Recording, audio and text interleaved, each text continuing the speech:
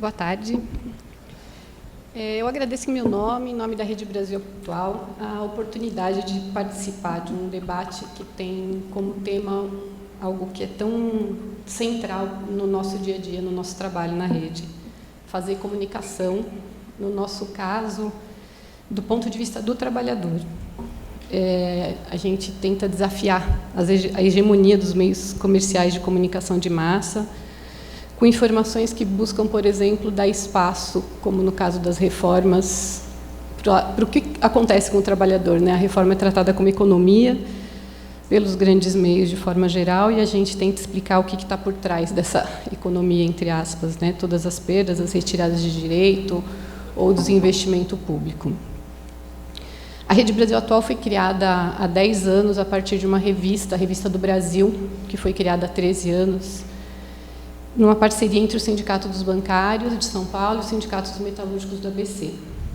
Então, é uma rede mantida pelos trabalhadores e que fala para os trabalhadores.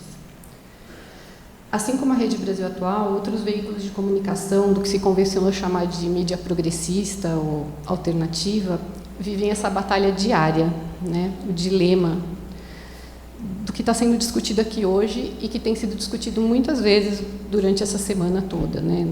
Esse seminário incrível. A gente tem muito que aprender, eu descobri isso aqui, mais do que nunca. A gente sempre soube, mas aqui ficou muito mais claro como a gente tem muito mais para ouvir. Como chegar ao povo, como falar a língua do povo, apresentar-se como contraponto à indústria de comunicação que entra nas casas e na mente dos brasileiros. A hegemonia dos livros escolares, das religiões que pregam intolerância, da sociedade de consumo.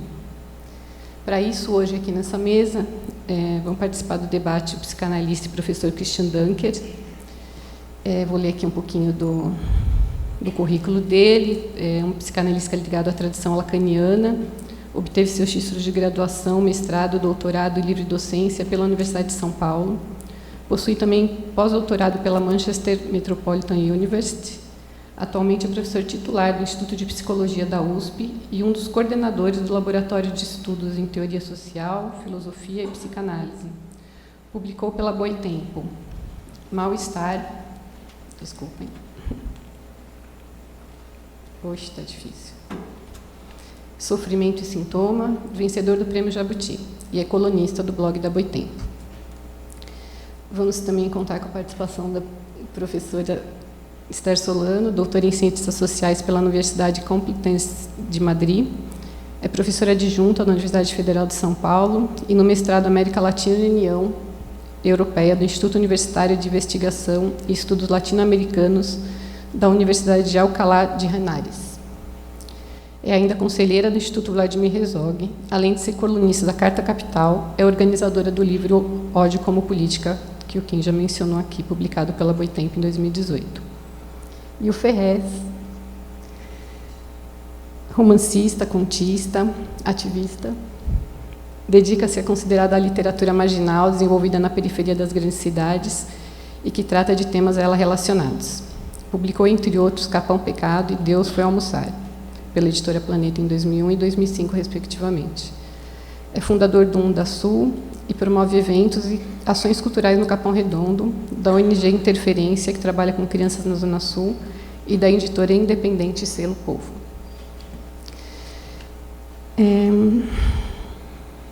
De acordo com as regras combinadas aqui com os organizadores, cada um de vocês terá entre 5 e 10 minutos para as exposições iniciais.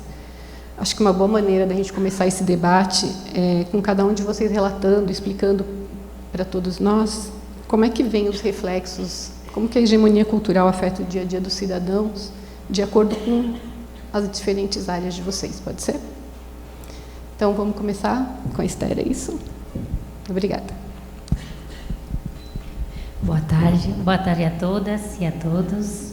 É um prazer estar aqui com vocês. Eu quero começar agradecendo a Boitempo, né, pelo convite. Estou muito feliz de poder compartilhar essa tarde com vocês.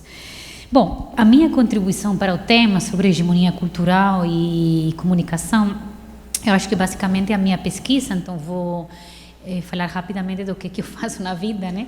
Eu pesquiso o público bolsonarista que eu denomino moderado. Eu sempre divido o público bolsonarista entre aquele raiz, o público hardcore bolsonarista, e o Nutella, que é o que eu pesquiso, né? Então, o bolsonarista moderado. Que é um público muito interessante, porque é um público que majoritariamente já votou no PT várias vezes, e agora votou no Bolsonaro por questões que pouco tem a ver com uma questão de discurso de ódio, da afetividade do ódio, e que tem mais a ver com um voto muito mais de frustração, de desencantamento, de desesperança, e no final das contas um voto muito antipolítico, né? Então, o que eu queria falar aqui com vocês hoje um pouco é como que essa retórica bolsonarista ela consegue conectar com esse público, esse conservador moderado, porque é muito importante entender isso. Eu sempre digo que o bolsonarismo vai além do Bolsonaro. A administração Bolsonaro, a legislatura Bolsonaro vai acabar, mas a gente vai ter que lidar com as consequências do bolsonarismo. E uma delas é justamente esse poder comunicativo que o bolsonarismo teve. Então, qual que é esse poder comunicativo? Com esse público conservador moderado, que olhem bem, um público conservador moderado que pode ir balanceando seu voto para um lado ou para outro, né? Aquela grande massa desse centrão, né? Desse público do centro, que, enfim, no final das contas, é basicamente quem define normalmente a eleição, né?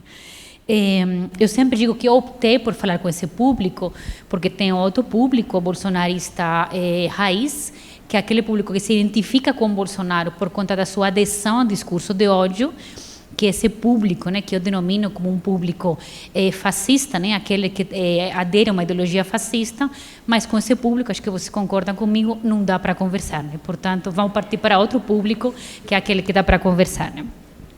E vejam bem, eu sempre gosto de começar falando de uma coisa. O bolsonarismo, e isso é importante a gente entender, ele representa um empoderamento desse público conservador. É um público que estava, antes a gente fala um pouco dentro do armário, e saiu para as ruas, saiu para a cena política, ganhou a esfera pública. E isso é importante, porque a gente vai ter que lidar, a partir de agora para frente, com um público de direita empoderado, com um público conservador empoderado.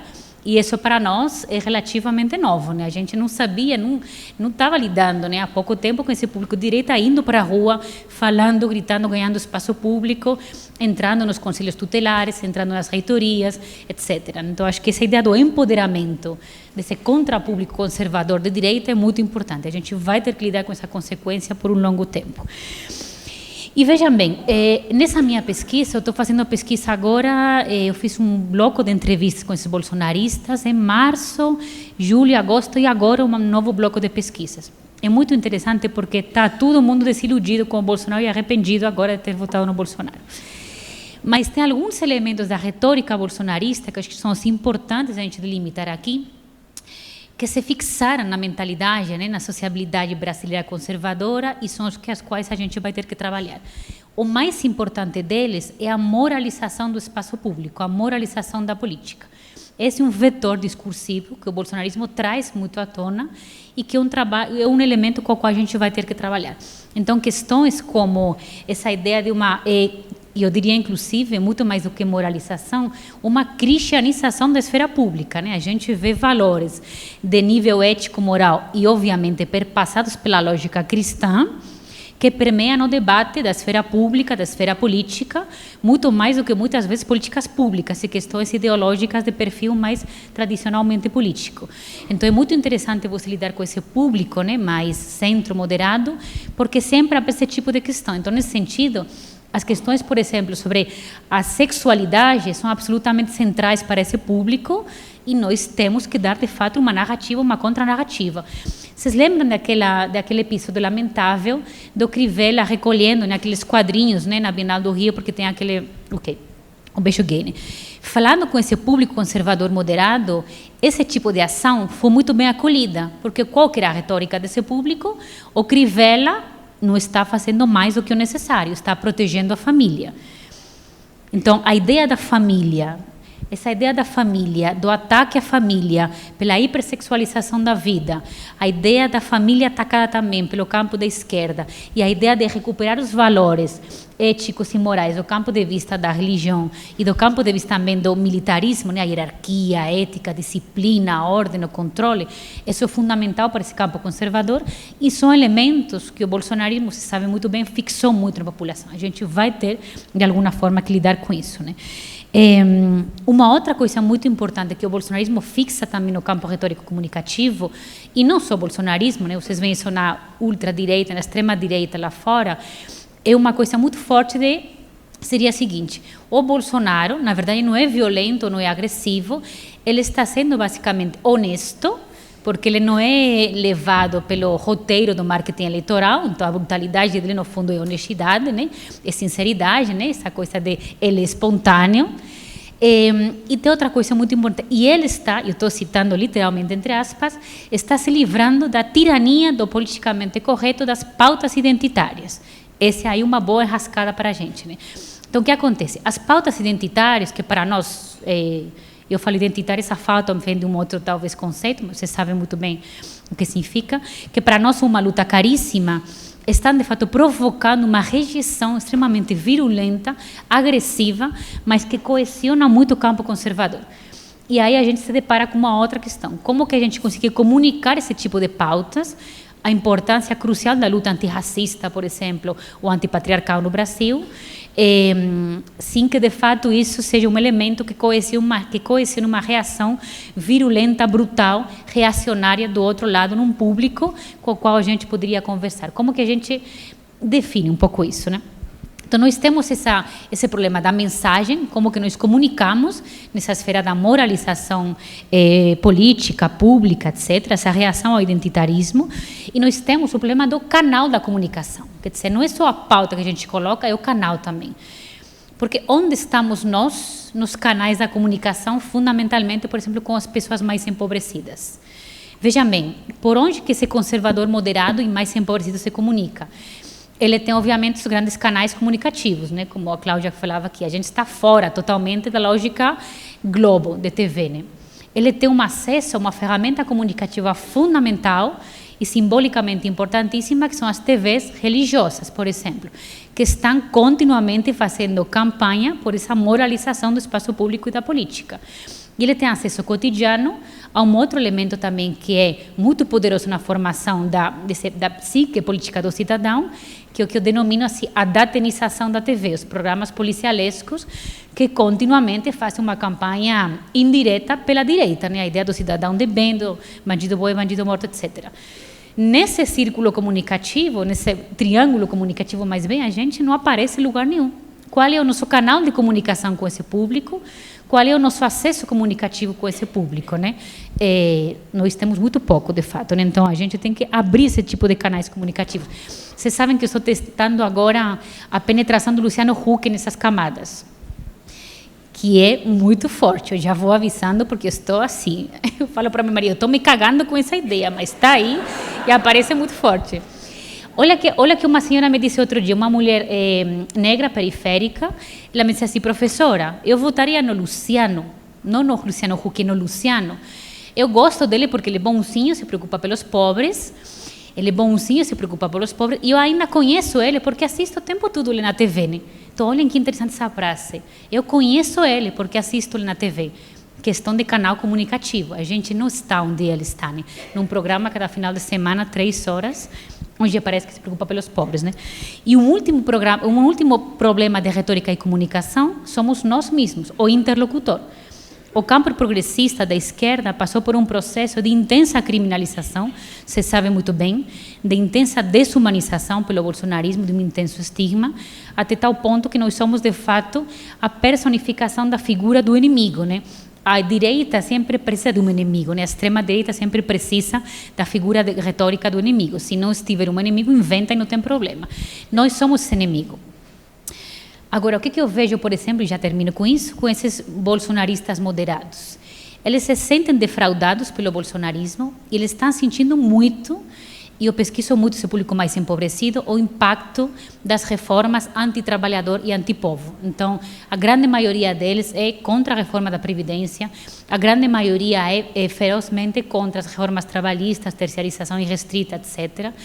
Então, nós temos, e eles apelam, né, um pouco até desesperadamente, porque algum tipo de campo político se organiza em torno à defesa do trabalhador e as pautas econômicas para a proteção dos mais pobres e diminuição da desigualdade, que vocês viram no outro dia, está alcançando níveis históricos a desigualdade. Então, acho que a gente tem uma janela aí de oportunidade para reconectar com esse público, para mostrar que o campo progressista, de fato, consegue se desfazer desse lastre retórico, né, do ódio do bolsonarismo, e nós conseguirmos ser como um entrevistado me disse outro dia: vocês da esquerda dizem que se preocupam pelo pobre, demonstrem-me que vocês me preocupam, né? Que vocês se preocupam. Então, acho que essa é a nossa janela. Obrigada.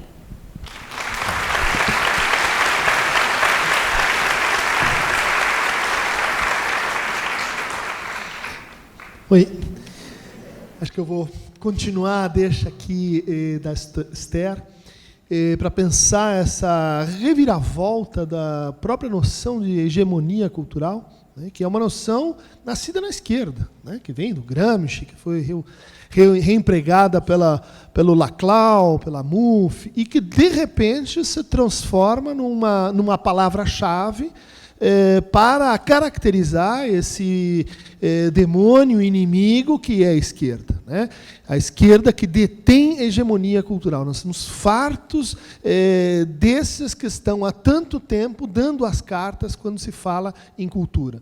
Me parece que isso é essencial para conectar com a ideia de que a cultura ela está excessivamente subvencionada pelo Estado, né? Os artistas, a televisão, a imprensa, subsidiariamente o judiciário, eles estão assim manipulados ou injetados com excesso de Estado, né?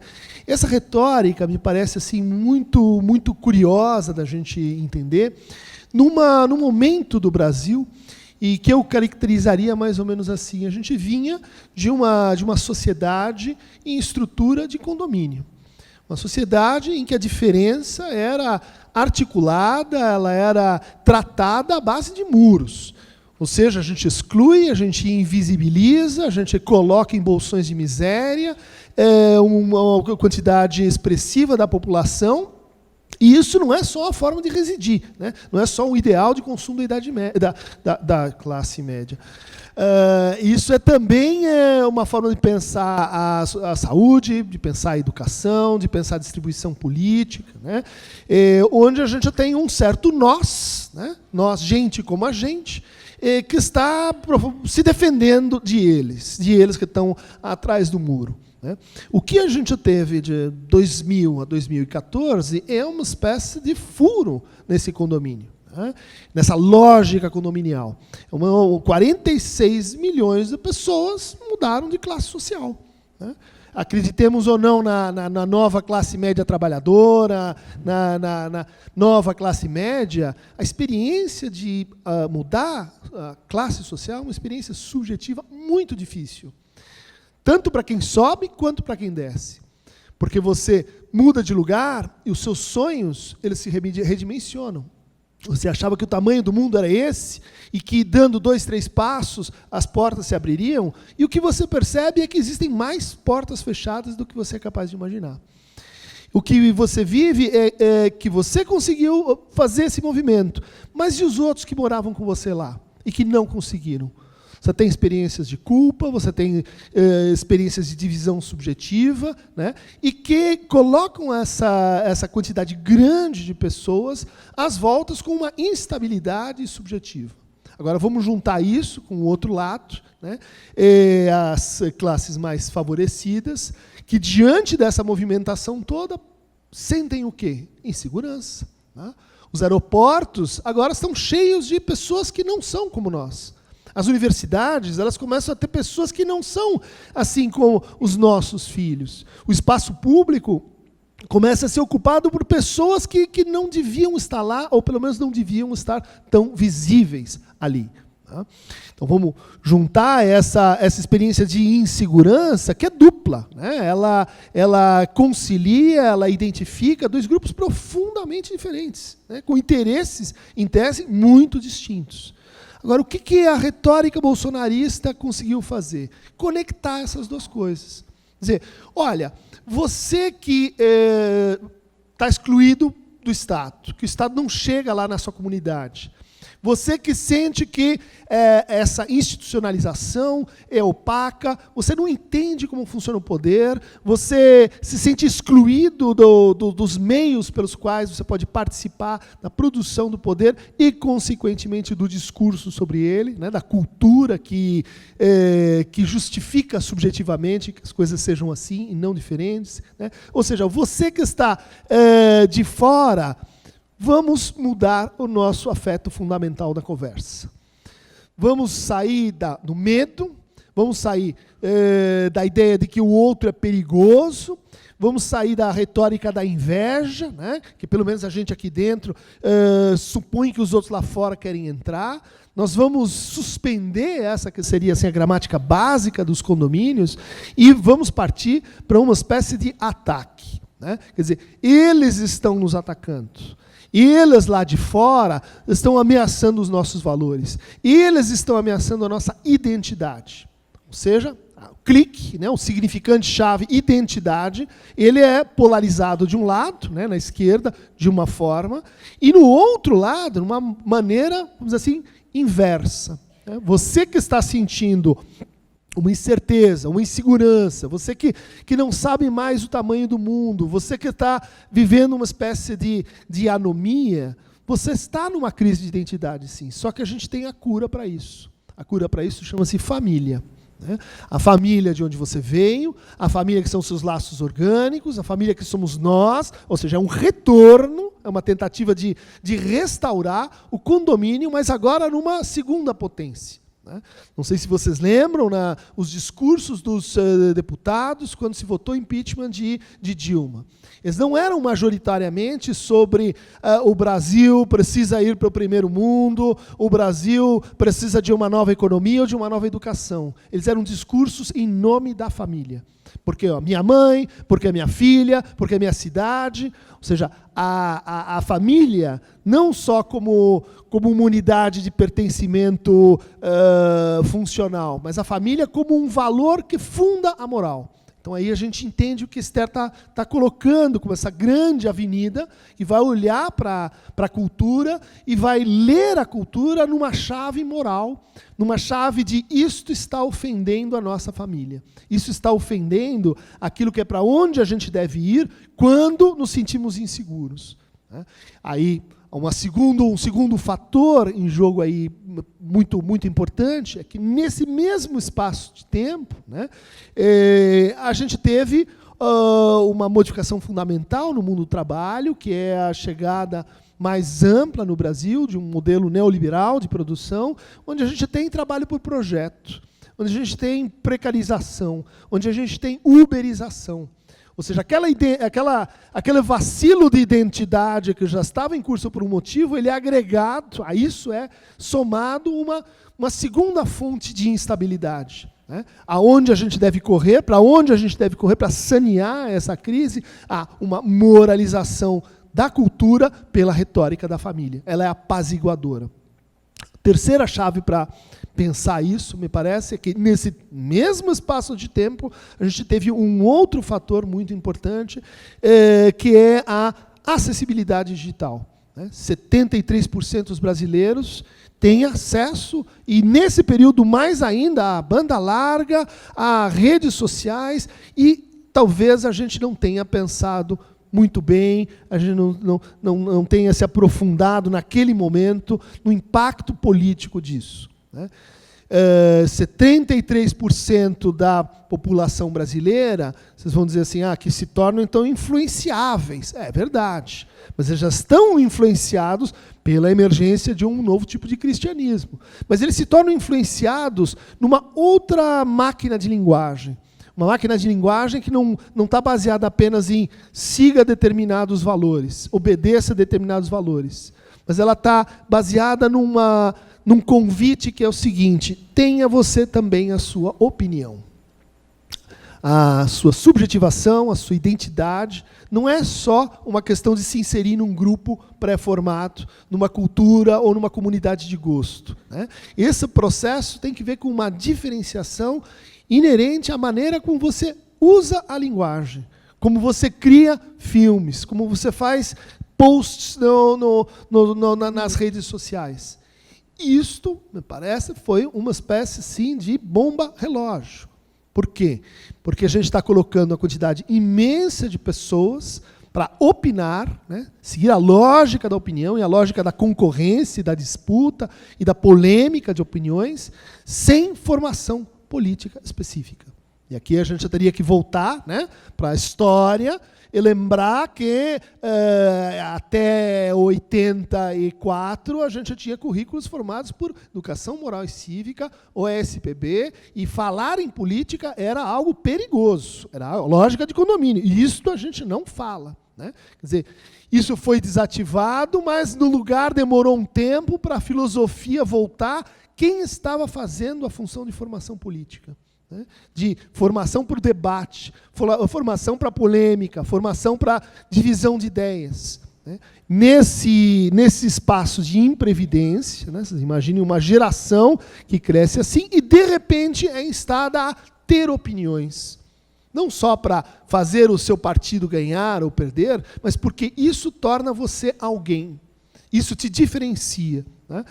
Bom, a explosividade disso a gente vai verificar nesse deslocamento de uma cultura que era do medo, né, que era da inveja, para uma cultura onde o afeto fundamental é o ódio. Por quê? Porque eu tenho uma opinião, vem o segundo tem uma opinião semelhante, vem o terceiro, o que ele precisa fazer? Ele aumenta 1/8 a opinião dele. E vem o quarto, aumenta 2/8. E vem o quinto e começa a alocar interlocutores, inimigos, opositores, porque isso é um processo de diferenciação discursiva, né? A gente tem um novo espaço cultural, misturado, um pouco público, um pouco privado.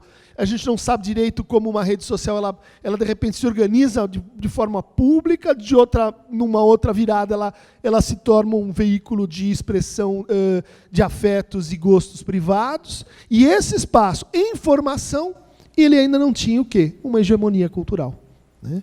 A gente tinha um espaço, um vazio, né, que foi então ocupado dessa maneira.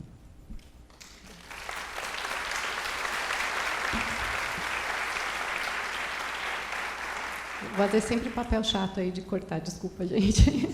Fez, vamos lá. Oi. Boa tarde. Tudo bom? Plateia bonita, uma pá de preto, uma pá de preta, uma pá de trans, obrigado. Pá de terceira idade. Geralmente eu vejo as plateias tudo branca e me dá um desgosto da porra. Nada contra os brancos também, né? Que eu também tenho. Mas é da hora você ver o barato colorido como a porra do país é, né? Embora eles não querem aceitar desse jeito aí. E colorido mesmo é o branco, né? Que o branco fica nervoso e fica vermelho, né? Ele fica em choque, ele fica roxo, né?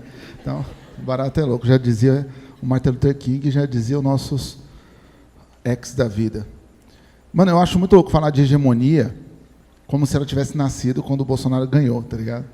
É da hora, né? Não parece? Não, dia 1º de janeiro nasceu a hegemonia, o barato ferrou os pretos, ferrou os trans, ferrou as travestis, ferrou nós tudo. Mano, estamos 500 anos sendo massacrados no barato, o discurso mudou para alguns, aí uma pseudo-classe média, classe alta, se revoltou contra o discurso, falou, não, isso eu não aceito. Tudo bem, que a minha dona Maria, ela mora no Quartinho dos Fundos, ela já trabalha comigo há 30 anos, a avó dela trabalhava para a minha família há 30 anos, mas dizer que ela é negra e que ela vale menos, aí eu não permito, isso aí eu não acho certo falar, né? Eu acho certo pagar ela, eu posso até tirar a condução, depois que eu tenho que registrar ela, eu posso até fazer ela virar diarista, trabalhar uma vez por semana e limpar toda a casa no que ela fazia durante a semana toda, mas aí falar assim, o pessoal de direita, eu já não aceito isso aí, eu já não posso suportar, né? Ela pode até levantar 3 horas da manhã para fritar batata para o meu filho, fritar filé mignon para o meu marido, embora na casa dela, dentro da favela, ela nunca tenha tido um bife. Mas falar isso eu não posso suportar. Então eu acho muito louco que a gente estuda tantos inimigos, né? tantos estudos sobre Bolsonaro, a gente está concentrado nos inimigos e a gente abandona os amigos tudo no meio do caminho, né? Abandona o discurso de realização, né? De execução, porque o país tem muito executivo, mas tem pouco quem executa de verdade, né? Executivo nesse país é quem assina documento, não é quem executa, quem vai para a rua realizar, né? Quem vai vender o suor por pouco, né? É muito louco assim, porque a mídia sempre teve uma forma, um formato que é para o povo não entender. Então, você tem o serviço. Eu, para explicar o serviço dessa palestra para meus amigos, eu não consegui. Eu tive que fazer um fly com as minhas mãos assim e dizer, eu vou estar no Sesc. Desculpa, mas veio tanto quadradinho, né? E eu entendo o esforço da Boitempo, porque a Boitempo é outra fita, né? É outras ideias já. Então, já é um bagulho avançado. Mas, para nós ainda não chega esse bagulho, porque veio tanto... O Kim mandou um e-mail tão grande, um bagulho que eu estava tentando desvendar. Até hoje eu estou tentando desvendar. Acabei de ver o que é hegemonia no celular hoje. Falei, graças a Deus, já sei o que é hegemonia, né? Mas por que eu estou sendo sincero nisso? Porque é o seguinte, a gente não comunica com as pessoas que a gente tem que comunicar. E aí não é questão de baixar o discurso, porque ninguém é burro, ninguém é inteligente. Outra cultura, irmão. Nós temos uma parte do país com outra cultura. A parte do país que entende, quando o Bolsonaro fala cocô, ele entende e fala, é muito louco. E pronto. Quer estudar? Vai viver com essa pessoa. Vai para a favela, vai andar lá, que você vai entender tudo. Fala, puta, eu entendi, velho. Eu entendi o sarcasmo. Eu entendi que o cara não sabe o que é comunismo, então ele é contra já era. É muito mais fácil eu provar que o moleque de 12 é um monstro porque ele roubou o celular da tia no ponto, do que eu tentar mostrar o que é marxismo para a porra do cara. É muito mais fácil. Entendeu? Só que é muito mais difícil quando a gente ainda abaixa a cabeça e não vai para a discussão. Que é o que a gente faz. Eu estou fazendo palestra assim há 20 anos. O moleque que lá nasceu na favela há 20 anos atrás, que eu vi o nascimento dele, que é meu afilhado, hoje ele tem 20 anos e é desempregado do mesmo jeito. Do mesmo 20 anos que lá atrás, quando eu comecei, que o outro também era desempregado e não tinha como fazer faculdade. Então não mudou nada. Só conversa não muda nada. E uma coisa que a gente tem que aprender com esses caras é que eles agem, mano. Eles agem. Aí você vai falar, não, mas age errado. Tumultua concerto filarmônico, tumultua peça, mas tumultua, irmão. Um cara só tumultuou uma peça inteira. Um cara só tumultuou o show inteiro, que teve que parar o show. E a gente, milhares de pessoas do bem, vamos dançar com guarda-chuva para fazer protesto, né? Vamos fazer a ciranda, vamos tocar pandeiro. Está resolvendo pra caramba isso aí. Milhões de pessoas foram tiradas da rua com o que a gente fez. Parabéns. Né? Milhões de pessoas não foram mortas na favela por causa que a gente está com o Lula livre já nesses anos todos. Em vez de fortificar um candidato que está aí na rua, em vez de estar ingestando alguma candidatura que está aí na rua, uma candidatura possível, porque não vão deixar a porra do cara sair. Não entenderam ainda? Já era, papai. Ou você escolhe outro e deixa algumas diferenças de lado, porque eu vou falar para você, o povo da esquerda para ver diferença nos outros. É assim, ó, eu sei porque eu faço parte. Eu vou levar no canal que eu fazia parte de esquerda, ô Ferrez, da hora você trazer uma pessoa preta e tal, mas uma travesti, viado, aí você me quebra, mano. Porra, uma travesti é foda. Eu falei, pô, mas o bagulho não é inclusão? Não, mas também, né, mano? Pô, despartilho, pai. Então, quer dizer, tudo tem limite. Pô, Ferrez, você vai dar uma entrevista aqui no canal, mas trazer o João Gordo, aí é foda, mano. O cara é punk, mano. O cara fala palavrão. Ah, tá, não pode falar palavrão também, não. Nós temos que inserir o povo sem falar palavrão. Tem que inserir o povo sem provar para aquele cara que está hoje na favela, sendo hostilizado, adulterando seu corpo, sofrendo uma transformação química barata para poder se incluir na sociedade, para poder não vender seu corpo. Nós temos que provar para ele que não vai ser assim que ele vai entrar, não vai ser para essa esquerda, não. Higienista também não. Perder o contato com o povo e pronto. Perder o discurso e pronto. Deixaram de ter a arrogância de trocar ideia, deixaram de ter a prepoterância de convencer alguém e pronto. Isso que virou o jogo. E não vai voltar tão cedo não, papai. Porque nesse país assim, ó, ou você toma, ou você abaixa a cabeça. Ou você entra na universidade e mete o cabelo black power e foda-se, ou você vai passar a vida toda se explicando para os outros que você não é cotista. É simples. Não é pedindo perdão, não é pedindo desculpa que o nosso povo vai entrar em nada. E não é pedindo desculpa e perdão que a gente vai virar o jogo que está aí, não. A gente quer explicar demais, mano. Você vê os canais de esquerda na internet, é uma explicação de 40 minutos, mano. Aí você vê um canal de direita e em 5 minutos o cara destrói tudo. É um poder de síntese foda pelo ódio, mas é um poder de síntese. E aí o canal do cara tem 3 milhões de pessoas vendo. E o canal do outro que explica durante meia hora não tem a pegada do povo, não tem o discurso do povo. O povo não compreende. Por quê? Porque é burro? Não, porque ele está em outra cultura. Nós estamos em outra cultura. Não chegou a cultura que chegou na classe média e classe alta. Os livros não chegaram dessa forma lá. Chegaram de outra forma. A gente tem uma cultura de oralidade. E aí a gente tem políticos de esquerda que não têm oralidade. Que falam como brancos acadêmicos, que falam de uma forma que a gente não compreende ainda. E o nosso povo que quer compreender daquela forma não tem representantes, porque até eles chegarem lá, eles já se mudaram também. Começou a pôr óculos, começou a alisar o cabelo, tal, fudeu tudo, que ele chega lá, já nem conhece mais quem é. Aí o cara acha importante ele falar que nem doutor, ele acha importante ele estar pisando no tapete felpudo, e ele acha importante começar a ter as coisas que ele queria ter a vida toda, em vez de serir o povo dele. Então, a única solução que eu vejo é a indignação. Enquanto o irmão, a irmã não vê que ela tem que continuar sendo indignada, mesmo tendo um salário de 5 pau, que ela tem que ser indignada mesmo sendo uma atriz principal da novela da Globo, a gente não vai engessar o outro lado que não vai trazer junto com a gente, não. A gente vai ficar discussando, vai falar de hegemonia, vai falar de mídia, vai falar disso, daquilo, sendo que, na verdade, é tudo a mesma coisa. Se você entrar em qualquer canal de televisão hoje, você vai trabalhar da mesma forma. Não vem me falar que você vai subverter esse discurso falso. Se eu entrar na estrutura, eu subverto a estrutura. Nem Jesus Cristo, se entrar na estrutura, subverte nada. No outro dia, ele está com um porro de dinheiro na cueca também.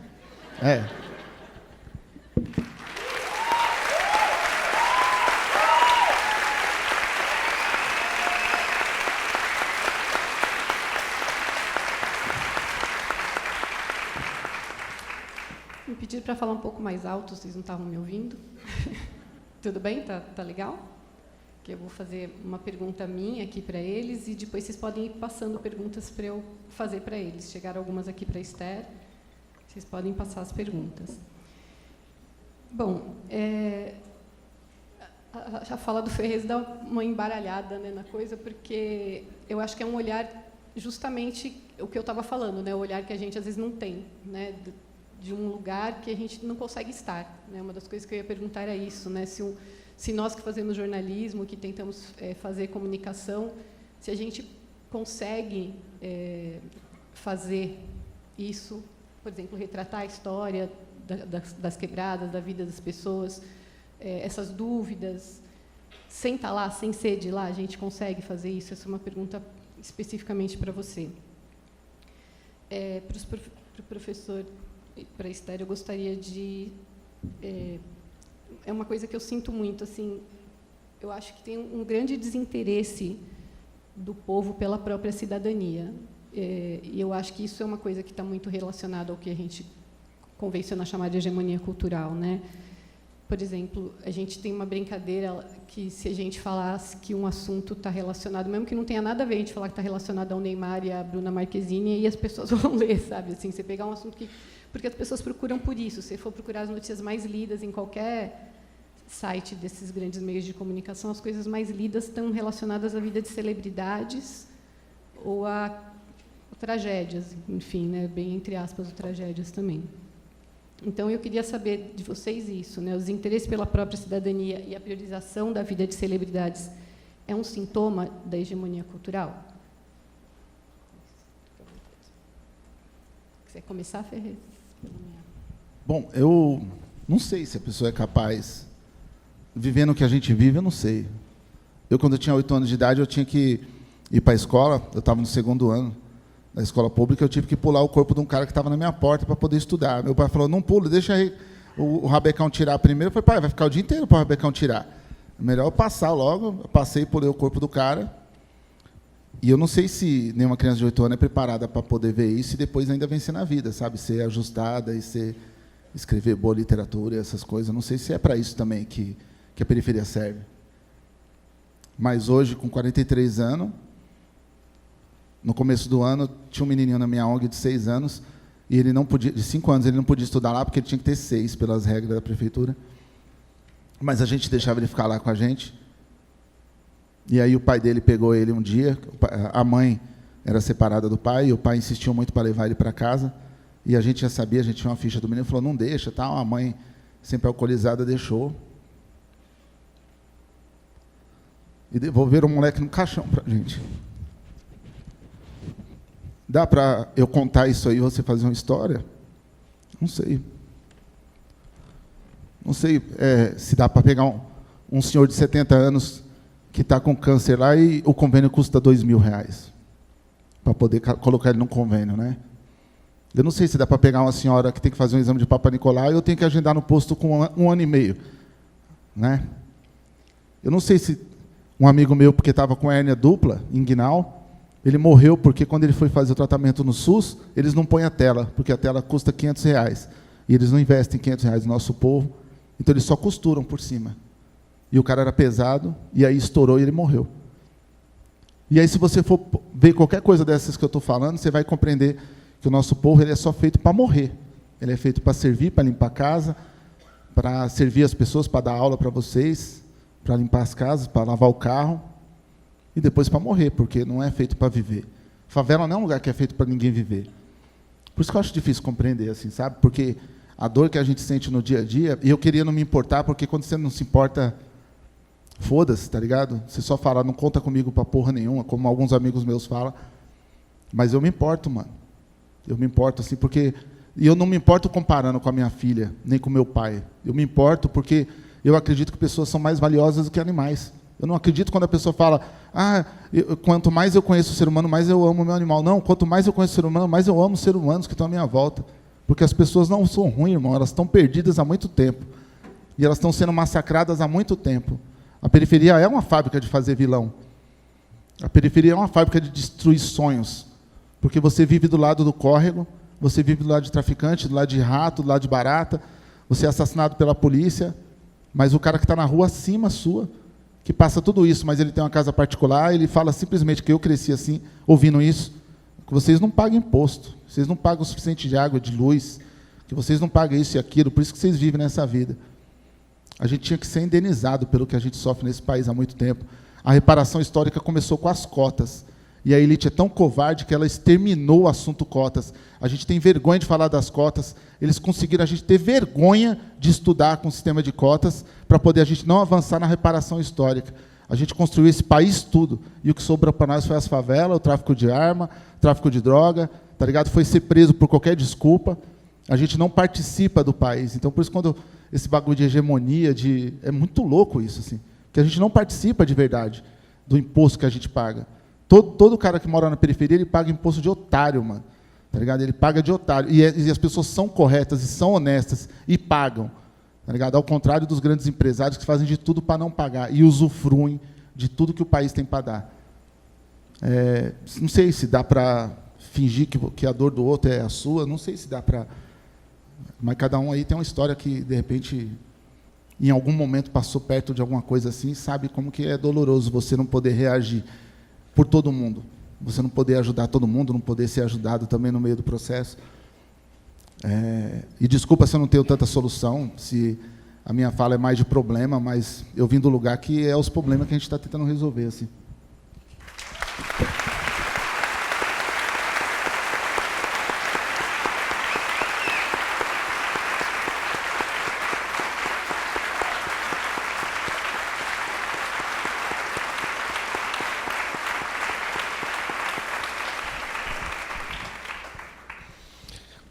Talvez a palavra cidadania possa ser incluída entre esses termos assim obscuros, vazios, né, que representam essa espécie de enganação, né, de pseudo-estado, de pseudo-educação, de pseudo-saúde, e que pode nos levar a uma espécie de armadilha, né, porque ela é uma palavra que está muito ligada a um projeto. Um projeto que começou como parte dessa restauração, dessa reconstrução histórica, em 1988, a Constituição, né? Constituição Cidadã. A ideia de que a gente ia inventar um sistema assim, quase que sem paralelo no mundo, de saúde para todos. Tá? Um projeto gigantesco, sem verbas, né? Sem a alocação de recursos, sem continuidade, né, de como isso ia se aplicar na prática, né, sem vigilância das pessoas comuns, sem acesso, né, das pessoas que não entendem direito como o Estado funciona, aos desvios que vão acontecendo. Eu acho que a gente podia falar a mesma coisa para direitos humanos, a gente podia falar algo análogo para a educação, que nesse período incluiu um número gigante de pessoas na escola, de baixa qualidade escola. Né?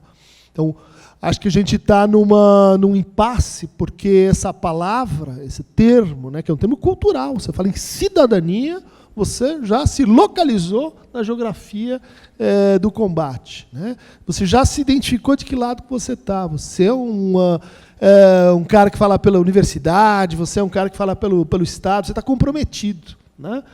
Bom, no fundo, nos fizeram acreditar demais nisso.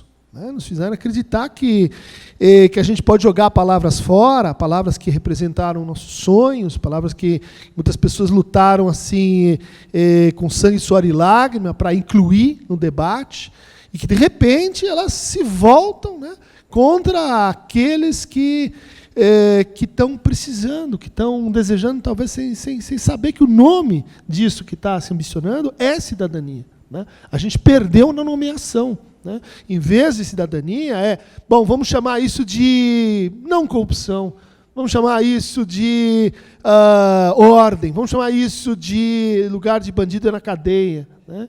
A gente perdeu porque, de certa forma, não conseguiu cuidar dessas palavras-chave do nosso desejo. Né?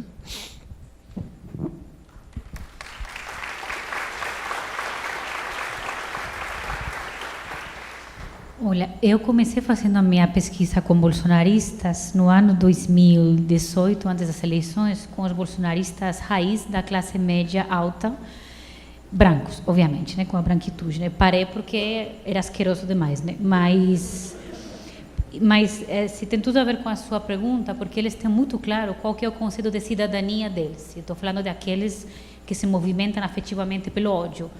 É uma cidadania da exclusão, do ódio e do extermínio ao outro. Então, eles têm muito claro que a vida deles depende do extermínio do outro.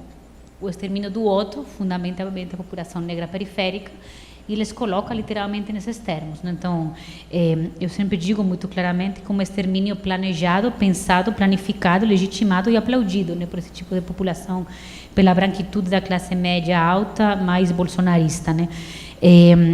Então, é aquela lógica do fascista, né? Eu sou aquela que, em todo fórum que eu vou, eu reivindico o conceito do fascismo, porque eu acho que a gente tem que reivindicar, sim, que nós estamos num momento político de fascistização da vida cotidiana, nós temos um governo que representa, de fato, o fascismo, e a gente tem que nomear e utilizar os termos corretos para lutar contra eles. Né? Então, eu acho que isso é fundamental. O fascismo, que é a ideia do aniquilamento do outro e do ódio como afeto principal da vida pública. Né?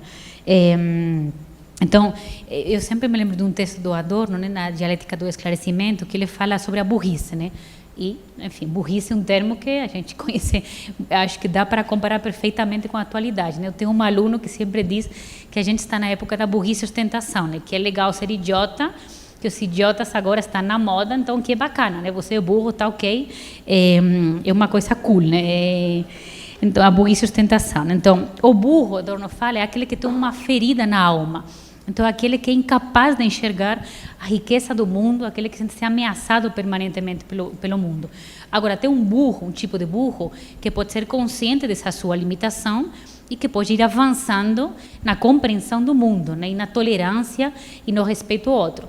Tem outro tipo de burro, que é esse medíocre, fascista, violento, perigoso, que são as figuras que a gente tem no governo, né? Acho que a gente consegue identificar muito bem, o burro medíocre, fascista, violento, que é aquele que, no final das contas, é um ser limitado, pequeno, é um ser que é absolutamente pequeno no cotidiano, um ser que é medíocre no seu dia a dia, mas que, em vez de lutar contra essa mediocridade, ele extrapola essa mediocridade e joga essa mediocridade no ódio contra o outro, ele é incapaz de suportar o outro, né? E esse é o protótipo dessa lógica fascistoide, né? Agora, depois de acabar com essa parte da pesquisa, que não estava suportando muito mais, eu comecei a pesquisar esse bolsonarista moderado e eu fui para as classes mais populares, né? Então, ao longo desses anos, com a minha equipe, a gente visitou várias cidades brasileiras e, fundamentalmente, periferias urbanas, né, pesquisando esse conservador moderado. E é interessante porque esse tipo de pessoa, né, que a gente entrevistou também tem muito claro o que é cidadania para ela. Né? Agora, veja bem, por exemplo, outro dia, há menos de um mês, a gente foi na favela da Maré para levar nossa pesquisa, né, para algumas pessoas lá. Então, a gente teve um círculo de conversa, conversamos. E, assim, e foi uma experiência muito dramática, né, porque a primeira coisa que alguns jovens, né, que estavam lá reunidos para falar da pesquisa me comentaram a gente está morrendo de medo cotidianamente porque não sabemos quando o helicóptero do Witzel vai aparecer e qualquer de nós pode ser atingido por uma bala, né? Então, quais são as condições de falar sobre democracia, sobre cidadania nesse contexto? Cidadania é não morrer, literalmente, né? E agora, veja bem, qual que foi a seguinte parte da conversa? Eles falaram assim, professora, imprensa não entra aqui na favela, depois de toda essa... Depois do Witzel, Estado não entra aqui, na verdade ninguém entra aqui, quem que entra, quem que está na periferia, eles falando isso comigo, as igrejas estão aqui.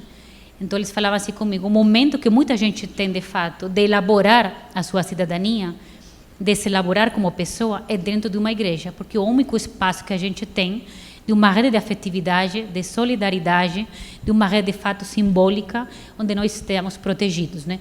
Então, eu acho que para mim isso já é muito simbólico, né? E aí, numa outra conversa que eu estava nesse ano também com um jovem negro, né, numa periferia aqui de São Paulo, falando sobre esse tema, ele me disse uma frase muito forte, né? Ele me disse o seguinte, eu falei para ele, bom, nós estamos num momento agora, e eu concordo muito com o Ferrez, né? Num momento que nós estamos muito preocupados, né, com a democracia. Então, é democracia em colapso, né? Ele me disse, professora, são vocês brancos da classe média que estão agora com essa ideia de que a democracia está em colapso, né? Então, você que está preocupada com isso. Eu estou preocupada com não morrer, estou preocupada por não ser morto, né? Então, democracia, para mim, é um conceito abstrato demais, longe demais. Democracia, para mim, é não morrer o dia de hoje, né? Acho que acaba por aqui.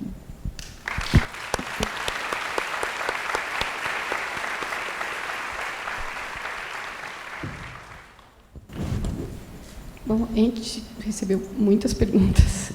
Eu acho que eu vou optar por fazer primeiro as que são para a mesa, e vocês comentam. Eu acho que eu vou falar todas as que são para a mesa, e depois eu divido para cada um de vocês. Eu acho que talvez seja mais produtivo. Posso fazer todas? Vocês vão anotando? Qualquer coisa eu ajudo a lembrar, tudo bem? Porque eu acho que se eu fizer uma por uma vai ficar chato e demorado.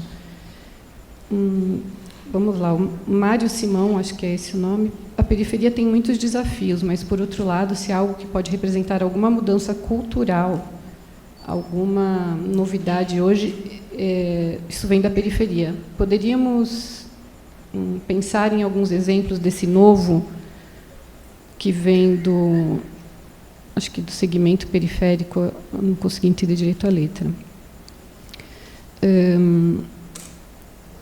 A professora Stein perguntou onde a esquerda está. A trincheira é a escola, e a escola está sendo atacada, esvaziada, como passagem para um futuro melhor e um lugar de formação do cidadão. É uma pergunta. Por favor, a Vanessa ela pede que comente a falta de prestígio atual da escola, e acho que, já emendando um pouco no que você falou, Esther, as igrejas e as redes estão ocupando o lugar da escola.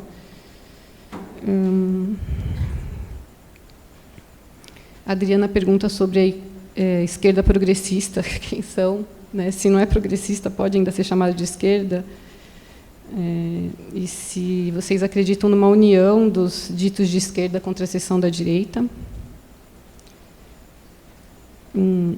A despeito do escatologiado Bolsonaro, o Jefferson diz, a classe dominante não o abandona porque ele realiza o projeto econômico destrutivo. Não parece que o Bolsonaro é a forma fascista que o neoliberalismo assumiu para inserir o Brasil de maneira subordinada no mundo? E essa pessoa não se identificou, mas ele pergunta se continuarmos a reproduzir discursos distantes da realidade brasileira, como esquerda, não estaríamos também criminalizando a pobreza? Se puder comentar sobre a urgência da praxis de esquerda na esquerda, o que está faltando para entendermos que falta trabalho de base. Se vocês quiserem comentar, fiquem à vontade, eu ajudo a lembrar se é alguma coisa. Bom, eu acho que eu vou comentar algumas perguntas que talvez eu tenha mais competência. Primeiro, assim, onde está a esquerda? Na verdade, bom, eu pergunto, mas não sou eu só, né?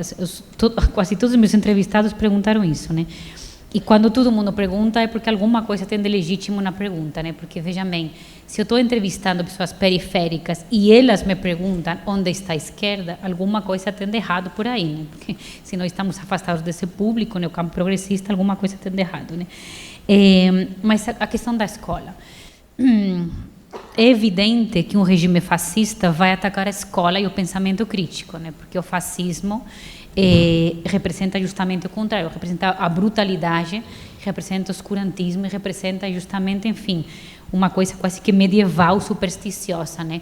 De ver o mundo. Portanto, o maior inimigo do fascismo é justamente o pensamento crítico e o pensamento livre, né?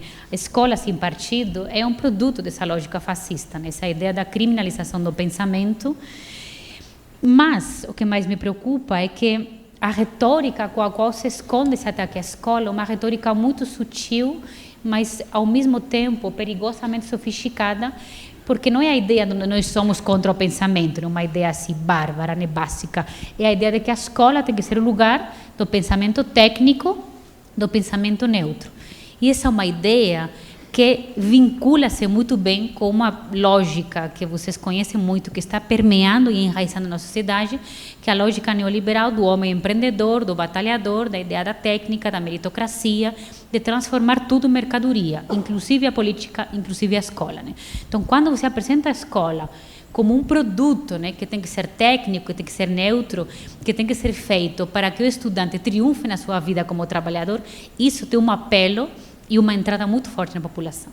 Então, acho que a gente tem que estar atentos nisso. Os ataques que a gente está sofrendo agora à escola pública, fundamentalmente, e veja bem, não é qualquer tipo de escola, é a escola pública, porque o público também é um inimigo, né?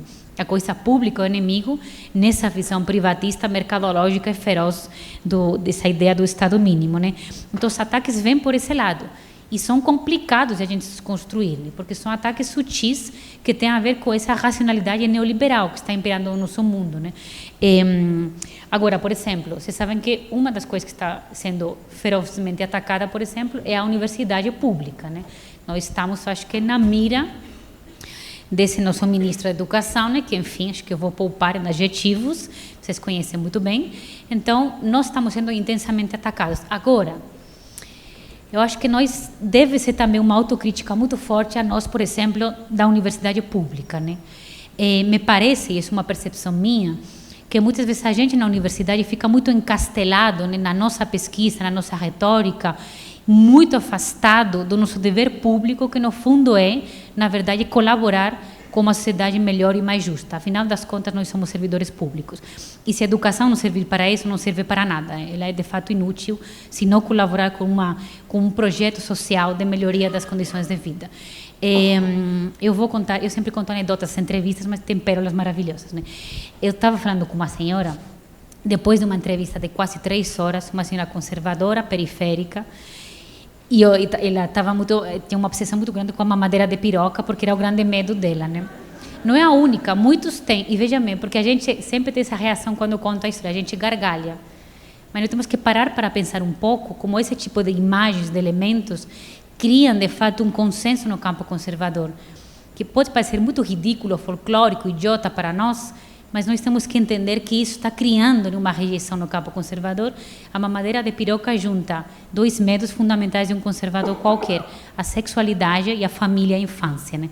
Então, acho que é importante a gente parar para pensar que às vezes a gente ridiculariza coisas que para outro campo são importantes e por isso a gente não consegue, de fato, travar uma reação a isso, né? Mas eu falei assim, depois da conversa, a senhora sabe que a mamadeira de piroca não existe, né? É uma invenção do Bolsonaro, né? Já depois da conversa. E olha que resposta maravilhosa que ela deu para mim. Por que eu deveria acreditar em você? Só porque você é professora? Só porque você é professora? Eu acredito porque apareceu no meu grupo de WhatsApp, alguém enviou para mim. Essa resposta é genial, porque veja bem, quem que sou eu como professora para ela? Que tipo de autoridade acadêmica eu represento se eu estou absolutamente distante dela? Ela está, assim, literalmente em outro universo. Eu não represento absolutamente nada. A academia para não representa absolutamente nada. Então, a retórica anti-academicista, anti-intelectualista, consegue colar muito bem, porque no final das contas, quem que sou eu, né? Quem que sou no simbolismo, né, dessa mulher, né? E como que ela está se informando? Por uma rede que tem muito a ver com essa lógica do espaço privado, que é a lógica do WhatsApp, do grupo, da família, a lógica da confiança. Então, o que a gente tem é uma degradação intensa do espaço público, né, onde se faz política, e a escola é o lugar onde deveria ser feita política com grandes letras, para uma preponderância da volta através do privado. Então, acho que a única saída para isso é contra o discurso da neutralidade da escola e do tecnicismo da escola. A gente tem que politizar muito mais ainda a escola. A escola tem que ser uma coisa, e é política fundamentalmente, né? O Adorno também falava que a escola ela pode servir para lutar contra o fascismo ou para reforçar o fascismo. E eu quero lembrar aqui que o pico de voto de Bolsonaro foi justamente numa população escolarizada até no nível superior. Então, a nossa escola, de fato, está provocando e fortalecendo o fascismo em alguma medida, né? E depois alguém perguntou sobre a ideia do neoliberalismo e o fascismo, também queria falar sobre isso.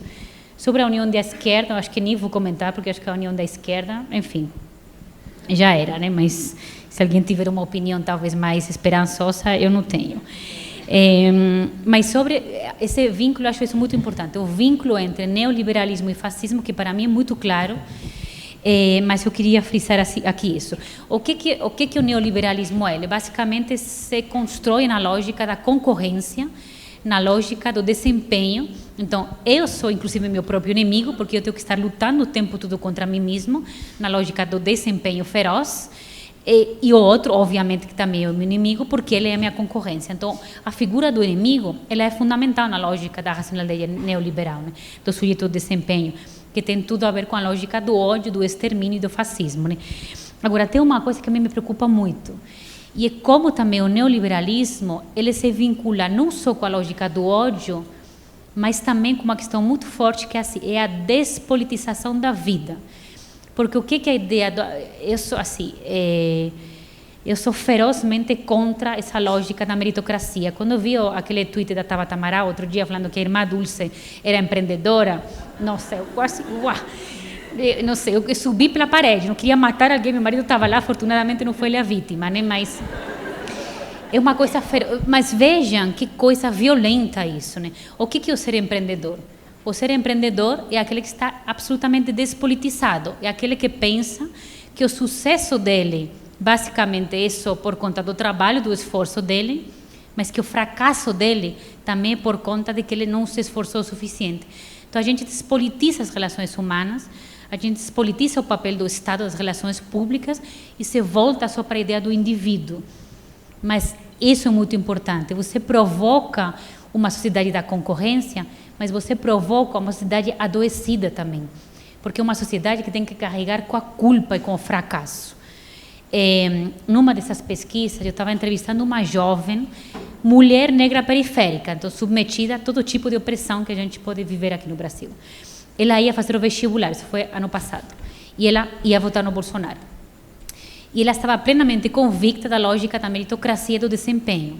Então, ela falou para mim o seguinte: professora, eu acho que eu tenho exatamente as mesmas oportunidades que qualquer jovem branco de classe média que estude numa escola boa, que nem a minha, que é um pouco ruim, ela falava assim. E eu acho que se eu falar que eu sou negra, pobre, periférica, que eu tenho piores condições, isso é vitimismo, isso é mimimi, professora. Então, veja bem, ela estava falando para mim que racismo, misoginia e pobreza, na verdade, é vitimismo, não tem nada a ver com a formação dela, é mimimi falar isso. E aí ela continua falando para mim: se eu não passar eu vou me esforçar muito por passar no vestibular. Se eu não passar no vestibular, vai ser porque eu não sou boa o suficiente para estudar. Eu não sou boa o suficiente para isso. Quer dizer, o não reconhecimento dos problemas estruturais, né, do país leva a ela vai pensar em algum momento que ela não é boa o suficiente para poder estudar, que ela não merece uma coisa como é o acesso à educação, o acesso ao estudo, né? Eu não voltei a falar mais com ela, tomara que ela tenha passado realmente no vestibular, mas esse é um discurso tão violento que isso leva ao adoecimento, leva de fato ao mal-estar psíquico, Mas qual que é a resposta? Porque o neoliberalismo tem resposta para tudo. Em vez de você repolitizar as relações sociais, você repolitizar a sua experiência de dor e de sofrimento, você faz o quê? Medicaliza e pronto. Você patologiza a vida, medicaliza a dor, medicaliza o sofrimento e acabamos os problemas, né? Então, veja assim, que cadeia tão perversa, né?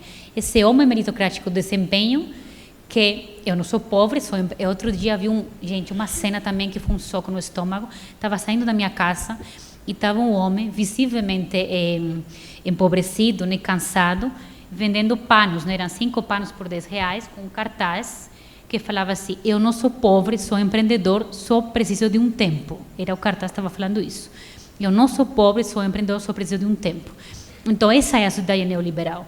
Essa é uma sociedade que adoece, que despolitiza, e aí está um pouco a pergunta: onde está a esquerda para lidar com tudo isso? Nós temos que estar justamente na repolitização da vida e no reencantamento com a política, né? Porque essa ideia tão perigosa da vida antipolítica, antipartidarista, não sou de esquerda, não sou de direita, leva a uma destruição do espaço público e leva finalmente, enfim, à fascistização da vida e ao adoecimento da vida.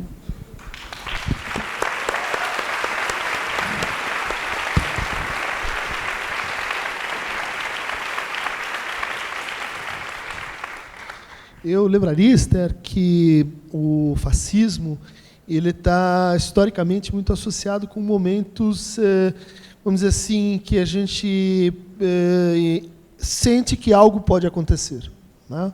Então, ela é uma espécie de contra-revolução preventiva, né? Se a gente não fizer alguma coisa rápido, que detenha o processo, vai acontecer algo muito pior, que aí sim, nossas mulheres, nossas crianças vão estar em perigo, e então isso justifica que eu ataque, que eu criminalize, que eu construa inimigos, porque é em nome de uma pacificação urgente, né, que tem que acontecer rápido. Essa ideia, eu acho que ela não foi muito bem percebida, a gênese disso não foi muito bem percebida no sucesso da esquerda. Porque a gente pode ler o que está acontecendo como um fracasso da esquerda, que é bom, ela perdeu a eleição, ela perdeu o debate da hegemonia, ela perdeu na retórica, mas, num outro sentido, ela foi responsável por essa sensação de que as coisas podem mudar, né? Isso foi muito, muito perigoso, gerou um sentimento de perigo no ar, e aí a gente vai olhar para o que a esquerda estava fazendo enquanto isso, né? E para esse personagem da esquerda que sobrou, que é o professor de história, né? Que é o professor universitário, é onde eu consigo ver a esquerda, ele está lá. O que a gente ficou fazendo enquanto esse processo foi se dando? A gente foi se profissionalizando. Não sei se você concorda, mas os professores começaram a ser, eles também, oprimidos por lógica de produção. CAPES, LATES, publique. Você vai ser controlado, você vai ser avaliado, você vale quantos papers você produzir, né? E a maior parte dos professores se contentou com isso, né?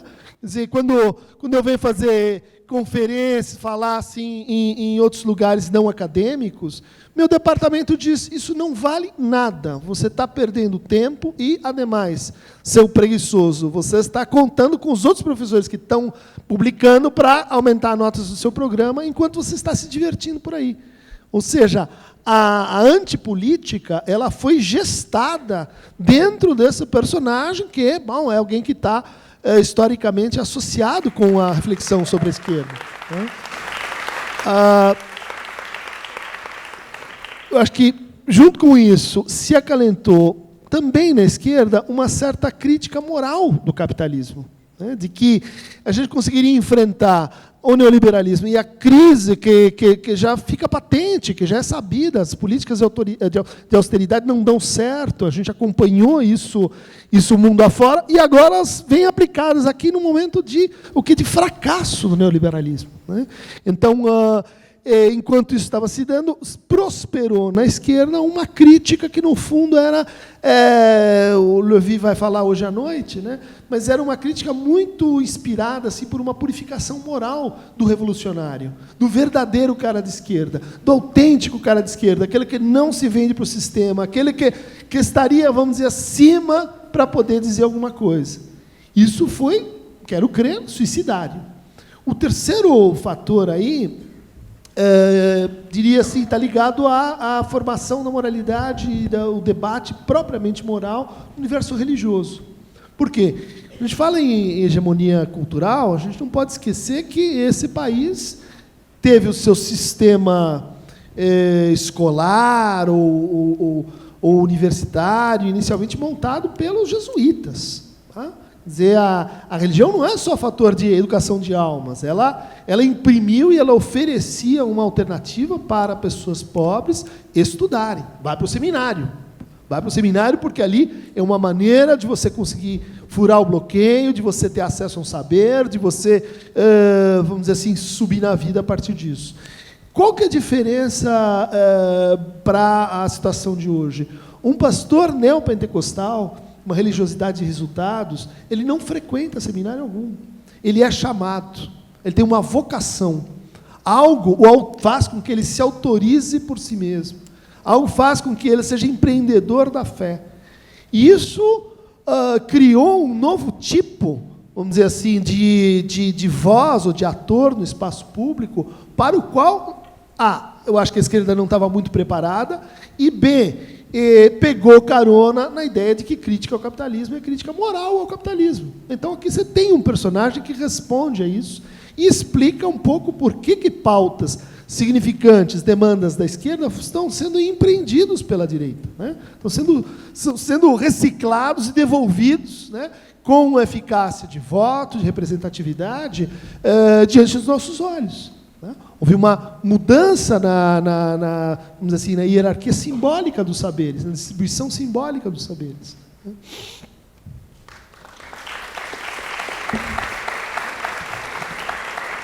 Ferrer, você vai comentar?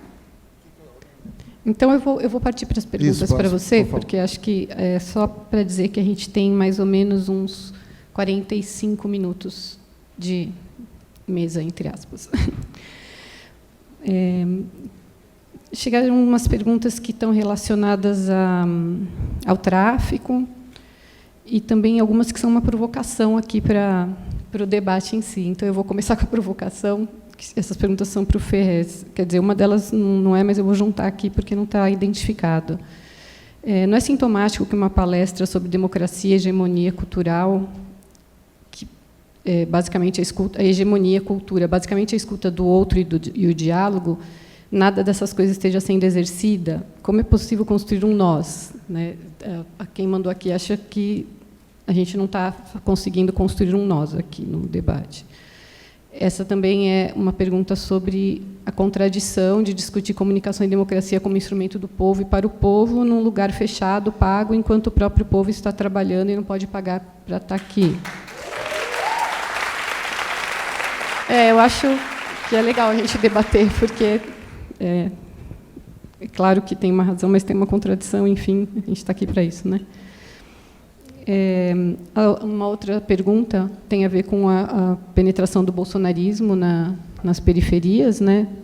A pessoa é da Zona Leste, da periferia da Zona Leste, e observou que, durante as eleições, muitas pessoas próximas aderiram ao voto ao Bolsonaro, e ela quer saber o que você acha disso.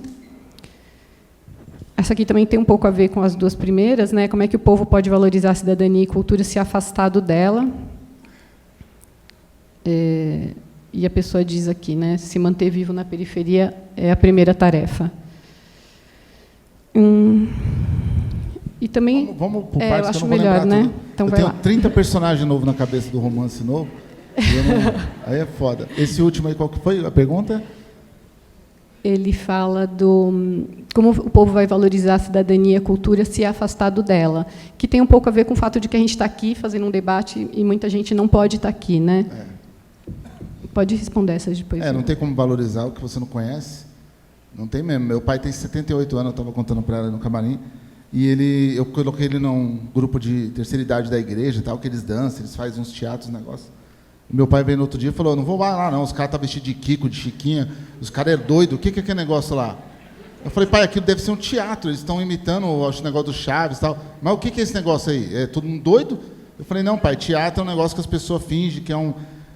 Meu pai não sabia o que era um teatro, velho, tá ligado? 78 anos de idade, mano. Nunca foi no teatro. Eu fui no teatro quando o Fernando Henrique assumiu, acho que a segunda vez, o poder, eu falei mal, que eu nunca tinha no teatro e tal, ele mandou os ingressos, nenhuma porra de esquerda mandou ingresso nenhum para mim no teatro. O Fernando Henrique foi lá e mandou um ingresso para mim ficar no camarim dele, lá no... Deu um azar danado, que o dia que eu fui, um cara vomitou lá de cima na plateia, todo mundo... Pobre é foda, pobre vai nos bagulho é pra zoar tudo. E não foi eu que vomitei, não, foi o cara. Mas aí eu fui tirar foto no negócio, o guarda falou que não podia, porque era banhado a ouro, não pode tirar foto, que aí o negócio faz alguma coisa com ouro lá.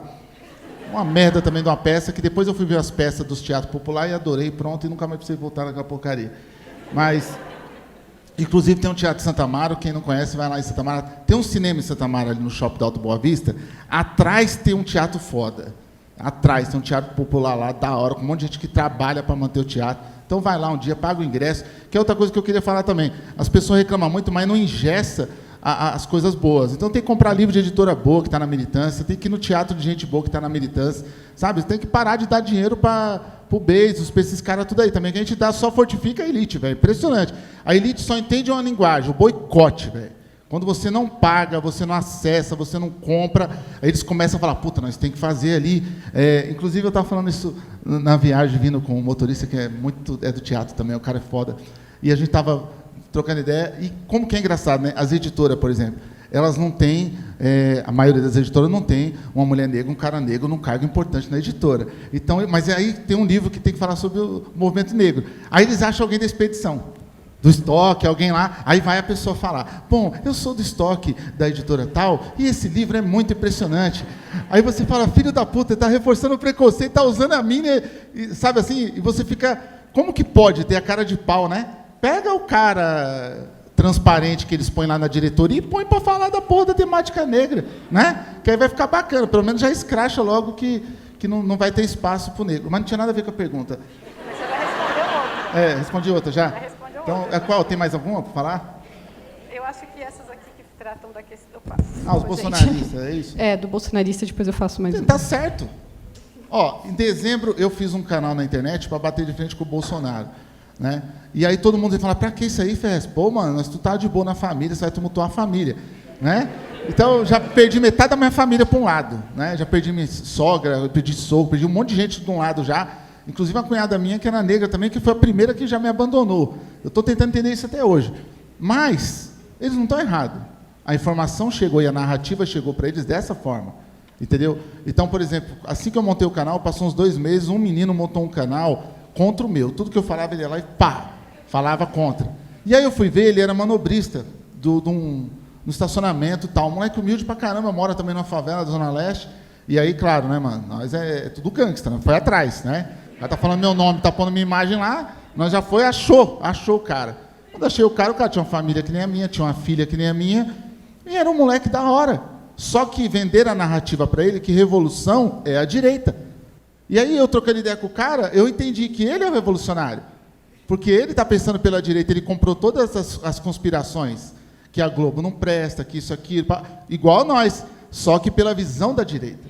Então, a narrativa pegou ele, tá ligado? Desconstruir isso é outra fita.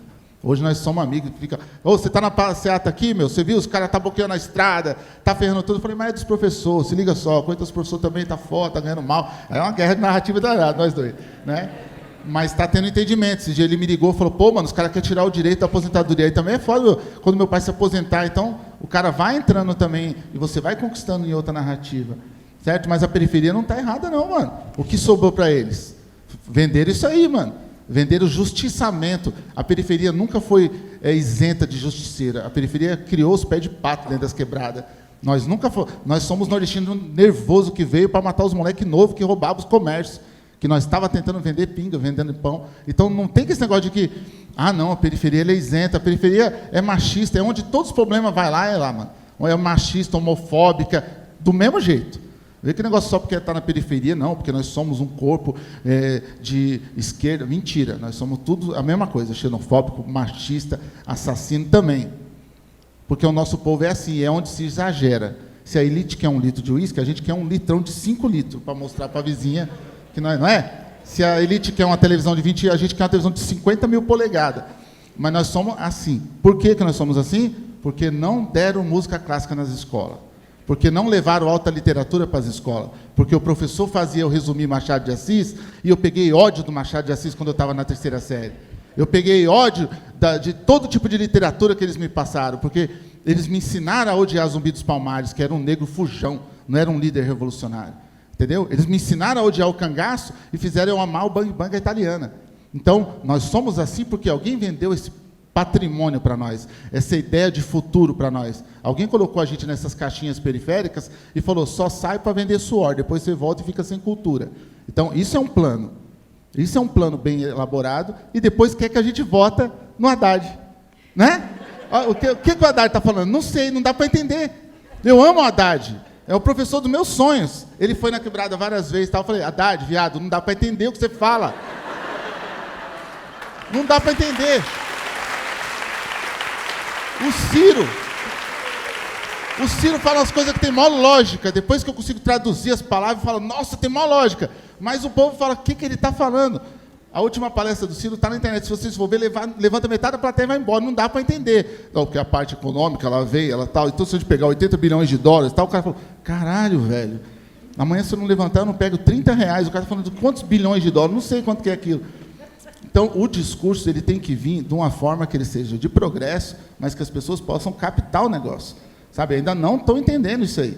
Enquanto não entender, nós vamos ficar refém de larápios que estão vendendo essa ilusão para a gente aí. A ilusão já caiu, mas você percebeu que o povo não se revoltou? Não vamos se iludir? Eu estava agora na festa de favela, tinha 20 mil pessoas. O cara gritou, que se for do Bolsonaro. Eu falei, não faz isso, viado, não faz que ano passado eu fiz e quase levei ovo. O cara fez, todo mundo ficou quieto. Um ou outro, um outro lá que deve ter lido o Marx, sabe assim? Levantou a mão. O resto, todo mundo ficou quieto. As pessoas ainda não estão apoiando quem é contra o cara. Não vai com essas ideias. A classe média está se revoltando, papá, mas a periferia ainda está falando, não, vamos ver o que vai dar, mano. Pelo menos o cara fala os bagulhos que eu entendo e vamos tocando barco. O inimigo é outro mesmo. É mais fácil vender quando o inimigo é outro. É que o país não tem tantos judeus, senão o bagulho já tinha endoidado.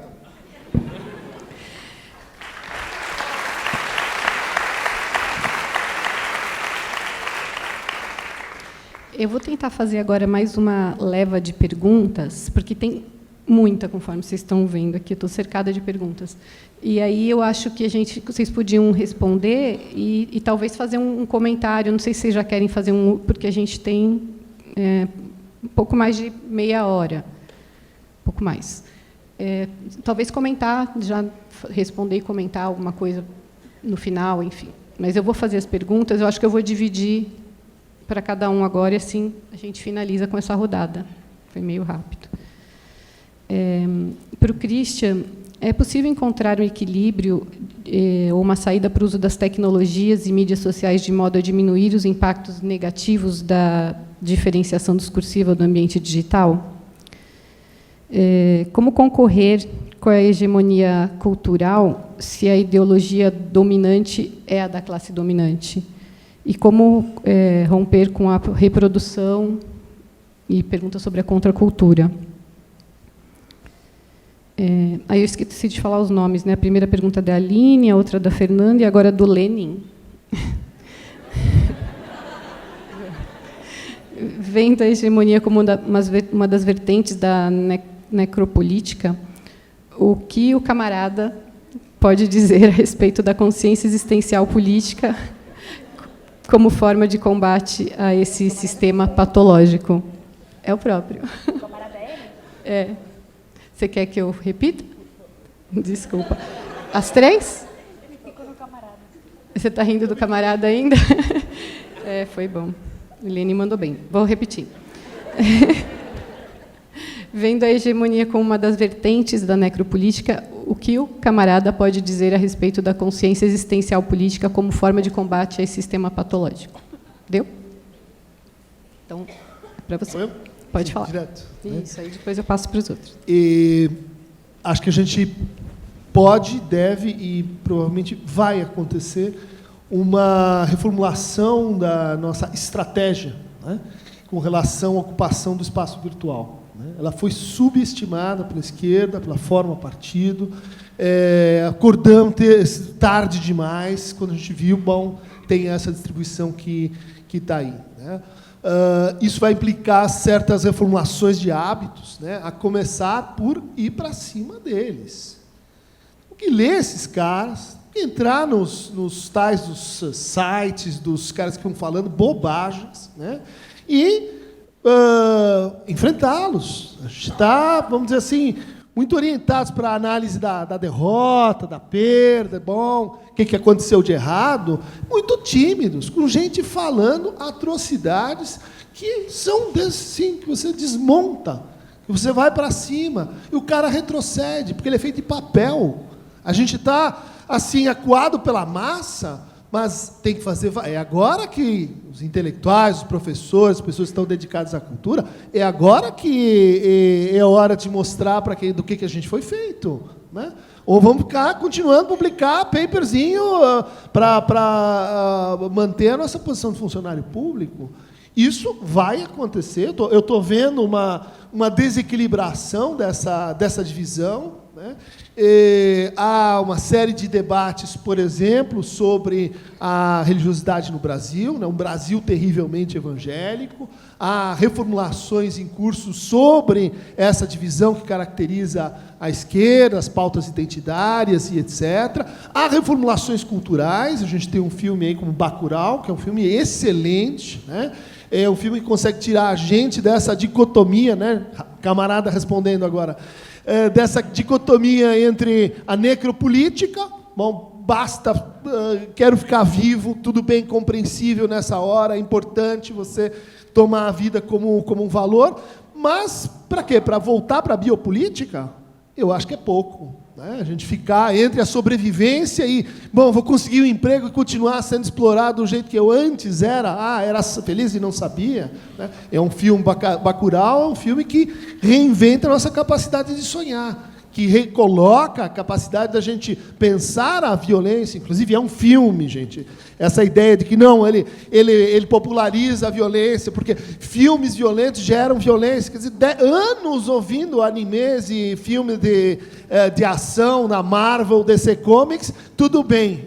Isso aí não propaga violência. Agora você vai lá, pega as pessoas, tais como a gente as conhece, brasileiros de fato, isso não, isso é uma coisa assim, violenta demais, está inspirando a retórica da revanche, né? Bacurau, um exemplo, Casa Sumércia é outro. É hora que a gente precisa dos nossos artistas, dos nossos compositores, do pessoal do slam, do pessoal da quebrada, do pessoal que é agora que tem que falar, né? E vai ter voz, e acho que vai ter uma transformação da ocupação do espaço virtual, né? Já está acontecendo, porque gente como Olavo de Carvalho é feito de papel, é feito de assim, lixo puro, industrial, reciclado, e que um médio universitário é capaz de dizer, isso é bobagem, isso é tolice, isso está mentindo, isso aqui não é factualmente verossímil, não? Vai demorar um tempinho, mas vai ter uma virada, eu acho.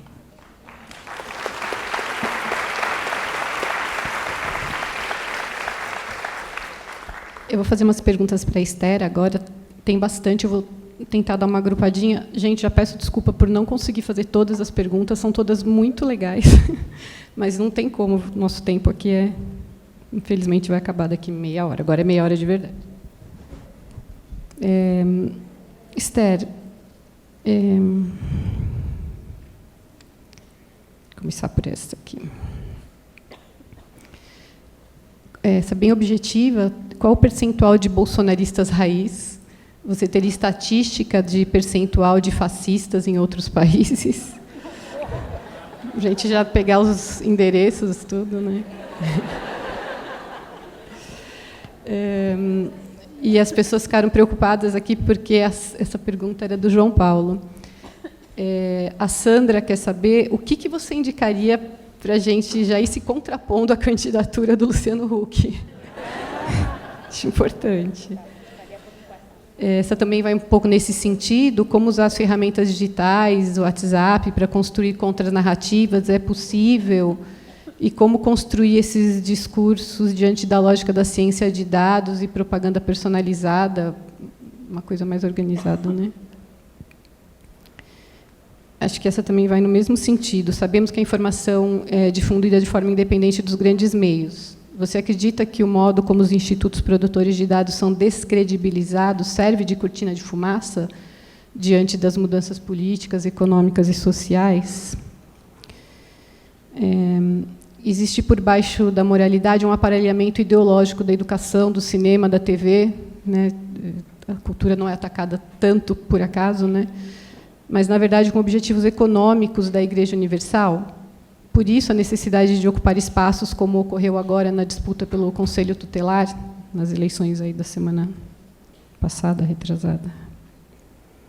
Aqui, de novo, Luciano Huck, segue a cartilha neoliberal de legitimar a existência da população mais vulnerável, mas não colocá-los no orçamento do Estado, da Lana. Enquanto isso, candidatos de centro-esquerda recorrem à estratégia da extrema-direita de criar inimigos falsos. Como lidar com isso na era digital, onde a verdade é tão descartável? É possível ser bolsonarista moderado e não ser fascista? Ao votar em Bolsonaro, eles afirmam que estão de acordo com as propostas bolsonaristas, que são fascistas. Concordar com o fascismo não os faz fascistas? E, embora estejamos fora da lógica Globo de comunicação, para muitos eleitores a própria Globo tornou-se um canal comunicativo de esquerda. Como superar... Mas pior que eles falam mesmo isso, né? Como superar essa inversão? Da Globo. Ela está falando isso, que a Globo virou de esquerda, e está entre aspas, lógico, né? A Flávia pergunta como superar essa inversão e seguir dentro do campo da esquerda, sobretudo estabelecer... desculpa, essa palavra eu não consegui entender. Estabelecer um canal de comunicação efetivo com a classe média e os mais pobres. Vamos lá. Sobre qual que é o número de fascistas, não contei, mas para mim uma coisa é clara. O Brasil tem uma tendência a ter uma população fascistoide, isso sem dúvida nenhuma. Por quê? Porque a sociabilidade brasileira ela se constrói em base justamente à desigualdade, ao racismo e à negação do outro, que são elementos básicos da criação do fascismo. Portanto, se tem alguns países predestinados, digamos, à lógica fascista, obviamente que o Brasil é um deles, né? O fascismo é basicamente a negação da humanidade do outro, e isso é uma coisa que a gente faz cotidianamente, a história toda, né? Portanto, nós temos, sim, uma tendência ao fascismo. Ou seja, a gente tem um número grande, isso sem dúvida, né? Agora, vou vincular com a outra pergunta que diz se é possível ser bolsonarista Nutella ou moderado sem ser fascista. Absolutamente sim, não tenho dúvida disso.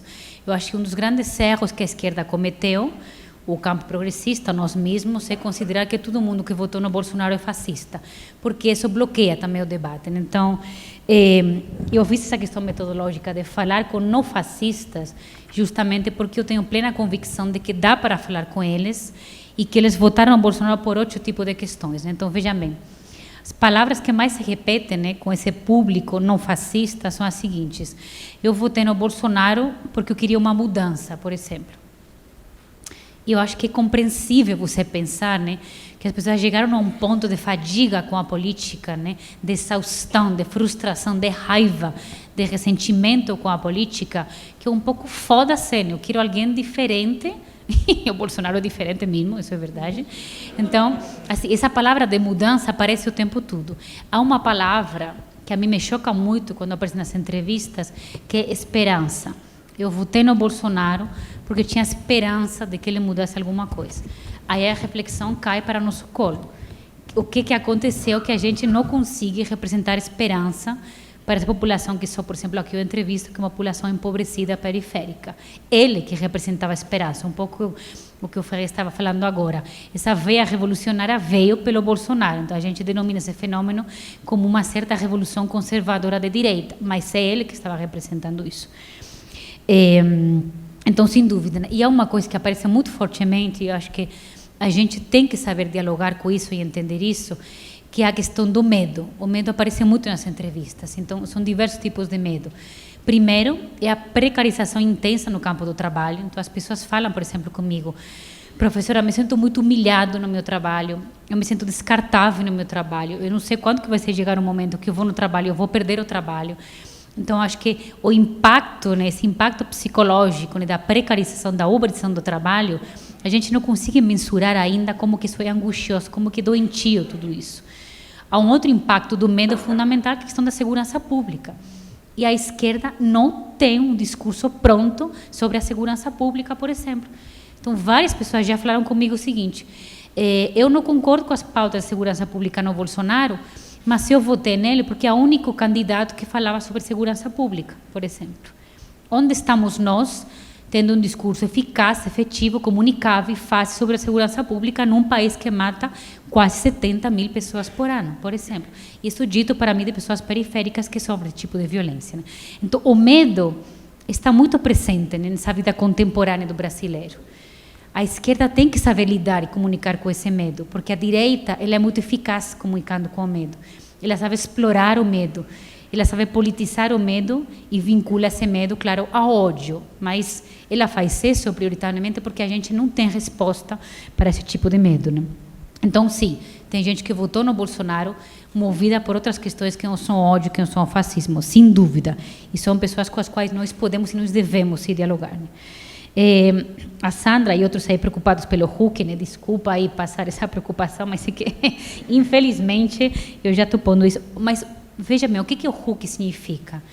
Ele é um protótipo perfeito para essa era política que está sendo instaurada. Primeiro, ele não é um político, ele é um outsider. Então, ele coordena perfeitamente com essa mensagem da antipolítica, da negação da velha política, né? Ele é limpinho e cheiroso porque ele, enfim, não é da velha política. Então, está perfeito. Ele ainda é branco, então ele coordena perfeitamente com a política brasileira absolutamente embranquecida. Ele é rico, ele é pai de família. Ele é o protótipo absolutamente perfeito, imaculado do cidadão de bem, que é uma figura que perpassa totalmente o simbolismo político brasileiro. Então, ele é um outsider, ele é um cidadão de bem, e ele conjuga muito bem dois elementos que são fantásticos. Por um lado, ele representa uma política que seria neoliberal, então ele representa a ideia, obviamente, muito válida para o mercado das reformas neoliberais, ele representa essa lógica do homem empreendedor, do empresário de sucesso, mas ele sabe muito bem que isso só não é suficiente, porque o Bolsonaro ele já está apanhando muitas vezes por conta dele ter reformas muito antipovo, antitrabalhador. Então, o que ele faz? Ele se preocupa pelo pobre. E se você, não sei se vocês assistiram no programa dele, eu tenho assistido, assistam, porque ele está fazendo campanha 3 anos antes da eleição. Isso para mim é muito claro. Então, o programa dele se preocupa pelo pobre. Ele vai à casa do pobre, ajuda, está próximo, fica perto. Ele ainda fala da religião, então ele entendeu muito bem o papel da moralização, da cristianização da política. Portanto, meus amigos, ele é um candidato perfeito, né? Estamos aí, né? Agora, como que a gente lida com isso? Acho que aí tem umas coisas muito potentes colocadas, né? Nós temos, de novo, que reencantar com a ideia da política, porque essa ideia da negação da política ela é originalmente fascista e perigosa. Se essa senhora está falando para mim, eu conheço o Luciano, ele está perto de mim, talvez, indiretamente, ela está falando que ela não me conhece porque eu não estou perto dela. Então, talvez ela esteja falando para mim que ela não conhece candidatos progressistas porque não estão perto dela. Ou talvez candidatos, como o Ferrez falava aqui, não falam uma linguagem que ela consiga, de fato, enxergar, entender e fazer sua. Então, acho que isso é prioritário para mim, né? Porque, de fato, é o Luciano Huck quem está indo lá, quem está se deslocando lá. O nosso campo talvez não esteja, né?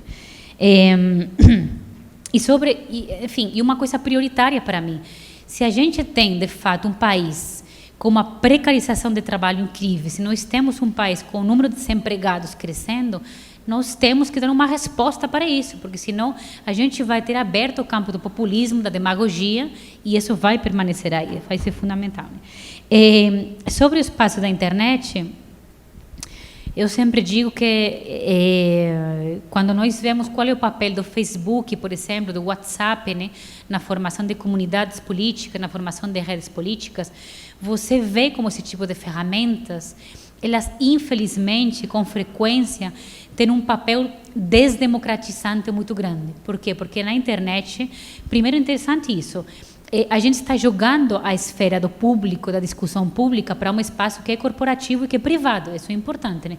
Nós romantizamos muito pela internet em muitos momentos, mas a gente esquece que a internet responde por uma lógica do privado, do empresário, aí do mercadológico, né? Então, a informação, ela é mercadoria. Se a informação ela é mercadoria, ela é apresentada para mim como objeto de consumo. Portanto, a lógica que impera nas redes sociais é a lógica do gueto virtual, a lógica de que eu só me comunico com aquele que pensa igual a mim, porque eu produzo mercadoria, informação que eu estou consumindo. Então, nós vemos, de fato, esses muros virtuais profundamente acentuados na internet, né, nas redes sociais, o que provoca, de fato, um distanciamento, né, democrático. E uma coisa muito importante é que essa direita se empoderou muito na internet. Ela fez da internet um espaço de empoderamento e de politização muito forte, né? Agora, eu sempre digo, nós também não podemos colocar a internet num papel excessivo, num papel excessivamente prioritário que ela também não tem.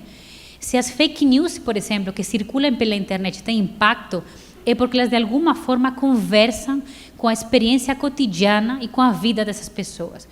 Se o Bolsonaro ganhou a eleição, não foi porque ele colonizou o WhatsApp, foi porque ele dialogou com a experiência cotidiana das pessoas. Então, eu não quero também me esconder por trás da internet para justificar, por exemplo, a perda de espaço político que nós tivemos, porque, de fato, ele conseguiu dialogar com a biografia das pessoas e ele conseguiu mexer aí com os medos e com as experiências das pessoas, né? Isso teve um impacto real, offline e cotidiano, que não passa só pela internet, sem dúvida, né? Agora, é interessante quando alguém fala sobre a questão da Globo, né? É muito interessante isso, como você vê que a falta de confiança nos grandes meios de comunicação é uma pauta que unifica a esquerda e a direita, né? Então, para uns a Globo é golpista, para outros é comunista, mas a verdade é que todo mundo detona a Globo, né? Mas, se você pensar na retórica conservadora, dá para entender muito bem isso.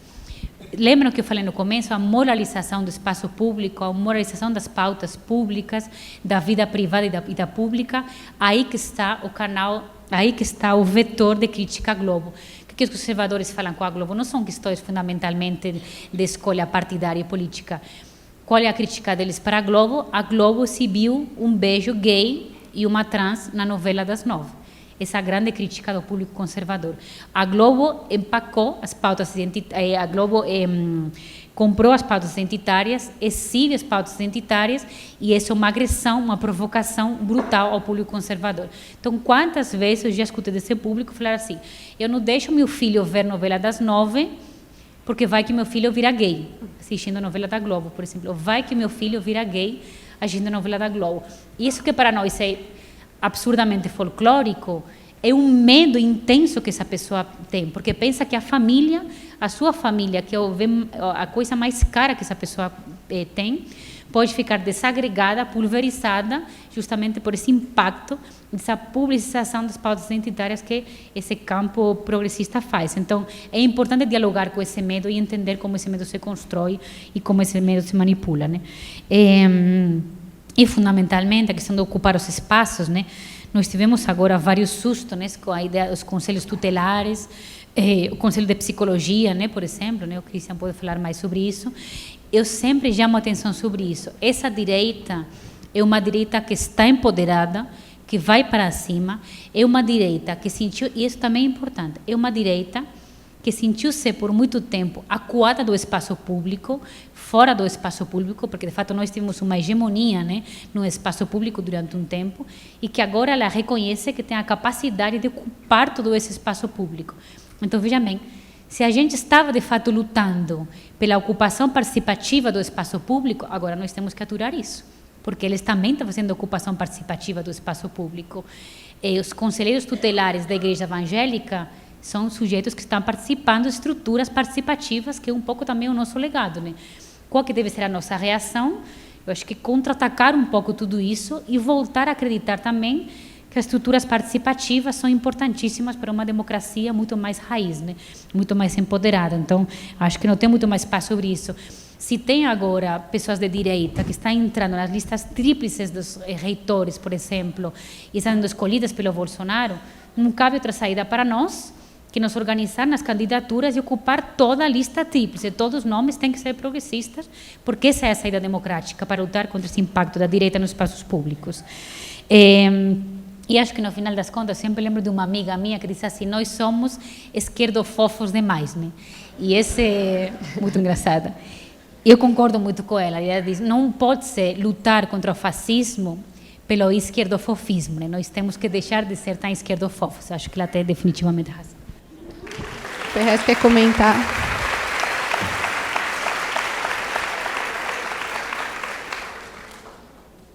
Pode Eu falar. também queria colaborar no que ela falou, que eu concordo com tudo, mas também tem um fator que a gente não pode esquecer, que o Bolsonaro baseou a campanha dele na do Trump e que eles usaram os mesmos métodos canalhas e métodos que a esquerda não tem coragem de usar, sabiamente, né? Porque senão a gente fica a mesma coisa que eles. Então, se dentro da campanha do Trump ele gravava um depoimento aqui, que era para o sudoeste americano, ele gravava um depoimento não olhando para a câmera, porque ele sabe que tem um público que não gosta de ser encarado de frente. Então, ele olhava para baixo para poder fazer, e segmentava isso perante uma pesquisa comprada do próprio WhatsApp, do Facebook, né? Depois vocês podem entrar mais a fundo nisso. Ele segmentava pelas pessoas que ele queria atingir. Então, pessoas da Carolina do Sul, pessoas da Carolina do Norte, são públicos diferentes, e ele gravava isso e editava de forma diferente. E o Bolsonaro também usou isso. A mamadeira de piroca, que você citou muito sabiamente aí, ela é um deboche para algumas pessoas, mas, na verdade, ela é um estratagema de atacar um grupo conservador que tem pânico com a família, né? Desvio sexual da família, né? Então, eles pegaram aquele nicho e aquilo funcionou muito bem. Assim como o Alexandre Frota pegou e destruiu o Jean Willis, pulverizando também através do medo e da coisa da pedofilia e tal. E até hoje você não consegue provar para todo mundo que o Jean Willis não tem a ver com pedofilia. Então, se eu publico uma foto do Jean Willis no meu Face, vem um monte de cara da minha quebrada, você é louco, aí você foi longe demais, eu tenho filha de 12 anos, tenho um filho. Eu falei, caralho, o que tem a ver o cara ser homossexual com pedofilia? Não, ele é pedófilo. Tá?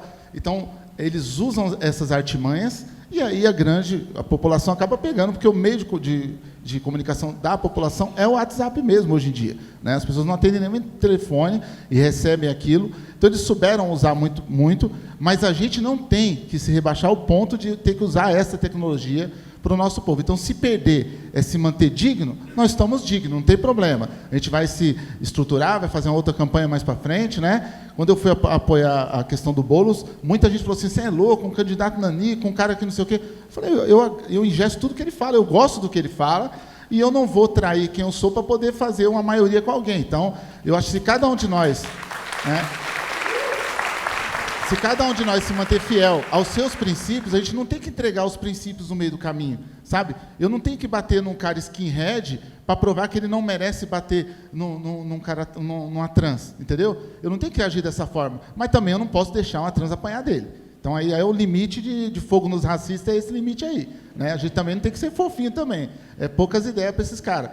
Mas a gente tem que se reconstruir através do que a gente aprendeu, gente. O que a gente aprendeu? Militância.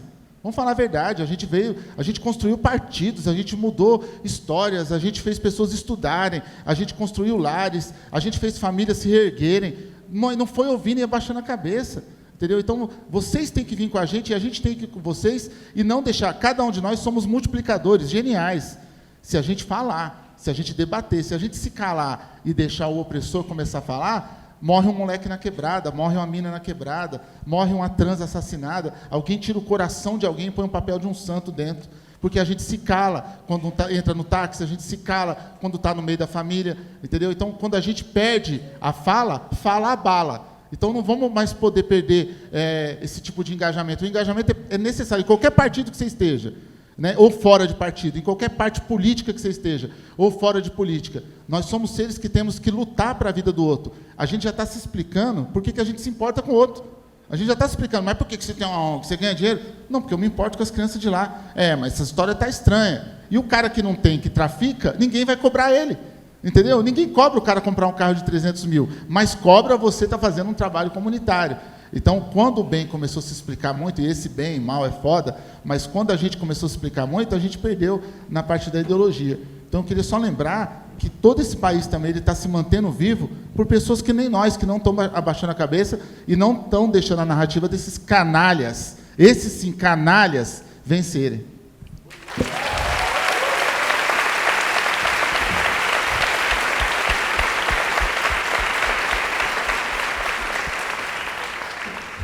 Com isso, Ferrez respondeu esse monte de pergunta aqui, porque tinha a ver com isso, né, como resistir, como lidar com tudo isso. E tem duas relacionadas à questão de narcotráfico. Eu vou te pedir para você responder rápido, se você conseguir, para eu poder fazer uma última que todo mundo fale um pouquinho e já se despeça, beleza?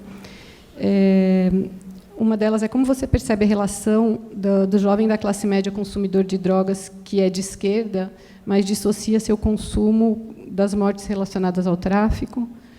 E você acha correto afirmar que, no Brasil, pelo fato de narcotráfico estar sob controle da burguesia, sobretudo estatal e política, não houve possibilidade dele financiar a luta armada em prol de uma revolução popular? Essa é do Rodrigo, a anterior era da Bruna. Bom, o narcotráfico e o tráfico de drogas ele é um planejamento global. No mundo todo é igual.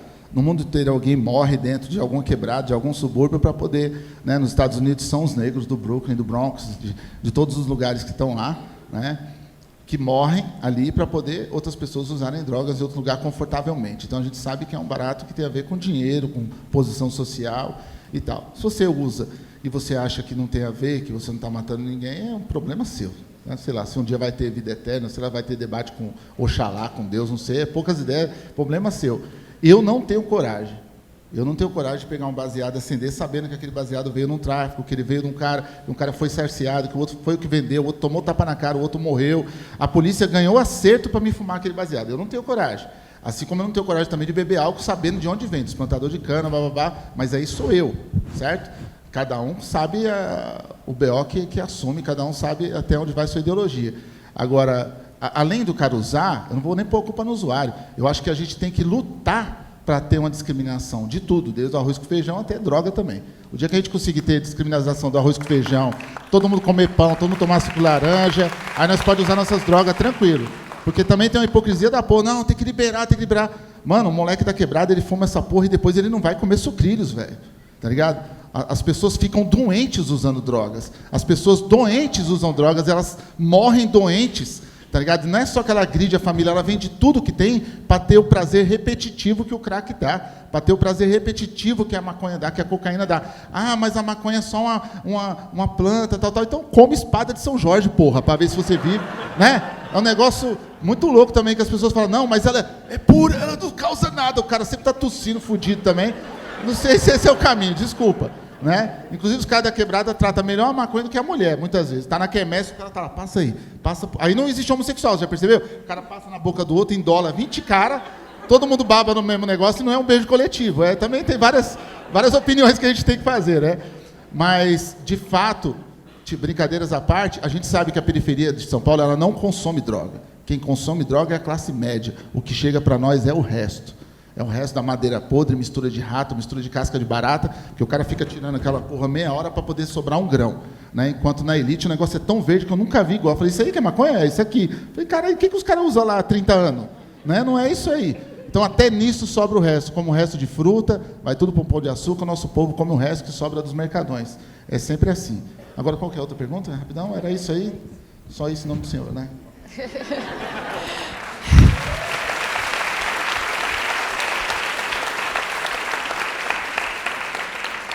A gente tem bem pouquinho tempo mesmo. Eu vou fazer a pergunta e sair correndo, porque é complexa e a gente tem pouco tempo. Mas, na verdade, são questões que falam sobre como que a gente podia usar, como a mídia poderia ser usada. Uma delas fala, porque o conceito de transmídia, em todas as suas possibilidades de permeação em múltiplas camadas sociais, ainda não foi utilizado pela esquerda no Brasil, como fizeram os coletes amarelos na França, o Rodrigo perguntou. A Ariane fala da TV aberta, que é uma concessão pública, como que poderia ser usada para combater os datenas e os religiosos charlatões da vida, e os meios que a gente tem para mudar o cenário atual da mídia como formador de opinião de massa. É complexo, né? Mas se vocês quiserem tentar e já concluir, para eu não ter que voltar a falar, eu queria agradecer muito a vocês por terem ajudado tanto com o tempo, foi muito legal, agradeço, as perguntas foram maravilhosas, e só para avisar que vai ter assinatura eles vão assinar os livros, lá, autografar lá no térreo, tá bom? Desculpa, só pôr eu não posso autografar os livros, porque tem 2 livros meus que foram retirados do mercado, que é o Cronista e Os Ricos Também Morrem, porque eu falei nos textos de um apresentador que foi roubado um Rolex. Então, como eu tenho uma 286, uma apologia ao crime, eu não posso assinar esses exemplares, tá bom? Então, o pessoal vai estar lá assinando, eu conto com a compreensão de vocês, porque toda vez que eu tenho que fazer uma sessão de autógrafo, eu tenho que ter um aparato jurídico, porque por causa desse apresentador, que talvez seja o presidente de vocês, tá bom? Por falar em hegemonia, né? Vamos lá. Vocês querem comentar essa questão da mídia rapidinho e já finalizar? Eu insistiria um pouco na experimentação que a gente está tendo com as mídias alternativas, transmídias. Está acontecendo, né?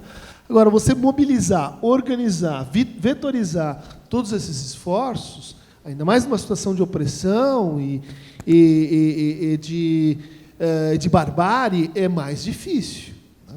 Eu confio numa certa continuidade do trabalho de criação que a gente está vendo na cultura digital também. E diria o seguinte também, a gente precisaria escapar dessa alternativa entre necropolítica e biopolítica, reinventando, criando uma oniropolítica. A gente tem que voltar a ser capaz de sonhar. E isso é tarefa da cultura. A cultura não é só norma, isso não é obedeça, segue o exemplo. A cultura, ela cria mundos que a gente, quando está oprimido, não consegue criar, não consegue pensar, né?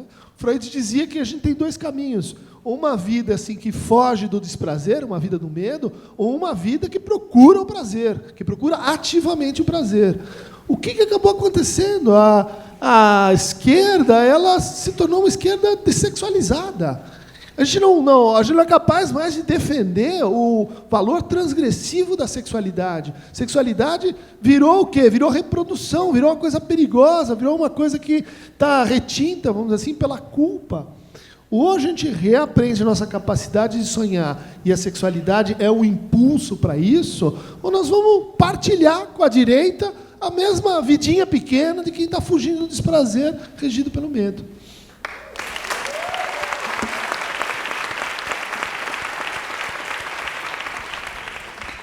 Bom, sobre a mídia, gente, é terrível, não sei, enfim, mas eu acho que, bom, eu acho que nós já estamos tendo experiências com as redes sociais, de fato, de reconstruir um pouco esse espaço, né? A grande mídia, enfim, se você tiver uma grande mídia que é absolutamente oligopólica e concentrada, é muito complicado. Então, a gente não fez, talvez, a tarefa de casa, que era tentar a democratização dos meios de comunicação, agora estamos colhendo os frutos, né? Então, enfim, é um pouco isso, né? É uma tarefa pendente, mas agora é impossível, né? Acho que também nós temos que ter essa clareza de que agora está muito longe você democratizar minimamente os meios de comunicação absolutamente concentrados. Mas, enfim, não quero acabar com a mensagem pessimista, então, como sempre faço normalmente, mas eu só queria retomar o título do seminário Democracia em Colapso e lembrar um pouco que, enfim, os dados saíram outro dia, né? 1% do país tem quase 40% mais, né, de riqueza do que a maioria. Nós estamos num país que mata quase 70 mil pessoas por ano, que estupra praticamente 1 milhão de mulheres por ano. Então, essa democracia sempre vai permanecer em colapso se a gente não atacar, de fato, esses números, né, essas matemáticas que são trágicas, né? Portanto, eu acho que a democracia é um projeto. E democracia, sim. O que a democracia pressupõe? Democracia pode ser o voto, democracia pode ser escolher representantes, né, que são as definições mínimas de democracia. Mas tudo isso pressupõe o direito à vida, né? É o básico, né? Direito à vida não é respeitado no Brasil, direito à cidadania não é respeitado, direito à dignidade não é respeitado.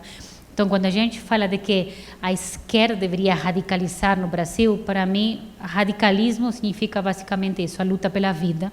Portanto, a esquerda tem que ser, assim, no coração, né, no discurso nevrágico da esquerda, tem que ter a luta antirracista, para mim isso é fundamental, e tem que ter a luta contra a pobreza e contra a desigualdade, isso é absolutamente básico, né? Agora, não basta só ter isso, nós temos que estar do lado das pessoas, dos sujeitos, dos indivíduos. Então, não basta a gente ter uma mensagem potente, não basta a gente lutar pela vida, se a gente estiver distante, né, de fato, dos indivíduos, né? Eu acabo que com uma dessas frases que são um soco no estômago, que uma senhora também periférica me disse um dia, eu estava conversando com ela, ela é interessante porque ela concordava com quase todas as pautas progressistas que eu tinha, né? Então, mas ela tinha votado no Bolsonaro. E eu perguntei para ela, mas depois da conversa, a senhora concorda quase com tudo, né, que eu digo, a senhora é de esquerda, né? E por que a senhora votou no Bolsonaro? E ela me disse, eu votei no Bolsonaro porque o pastor me disse para votar no Bolsonaro. E aí eu perguntei, por que a senhora fez isso? E eu conto essa história, já contei 70 vezes, vou contar acho que para o resto da minha vida. E ela me disse assim, eu votei no Bolsonaro porque o dia que meu sobrinho foi morto pela polícia, quem esteve comigo do meu lado foi o pastor, não foi nenhum de vocês. Acho que acabo com isso.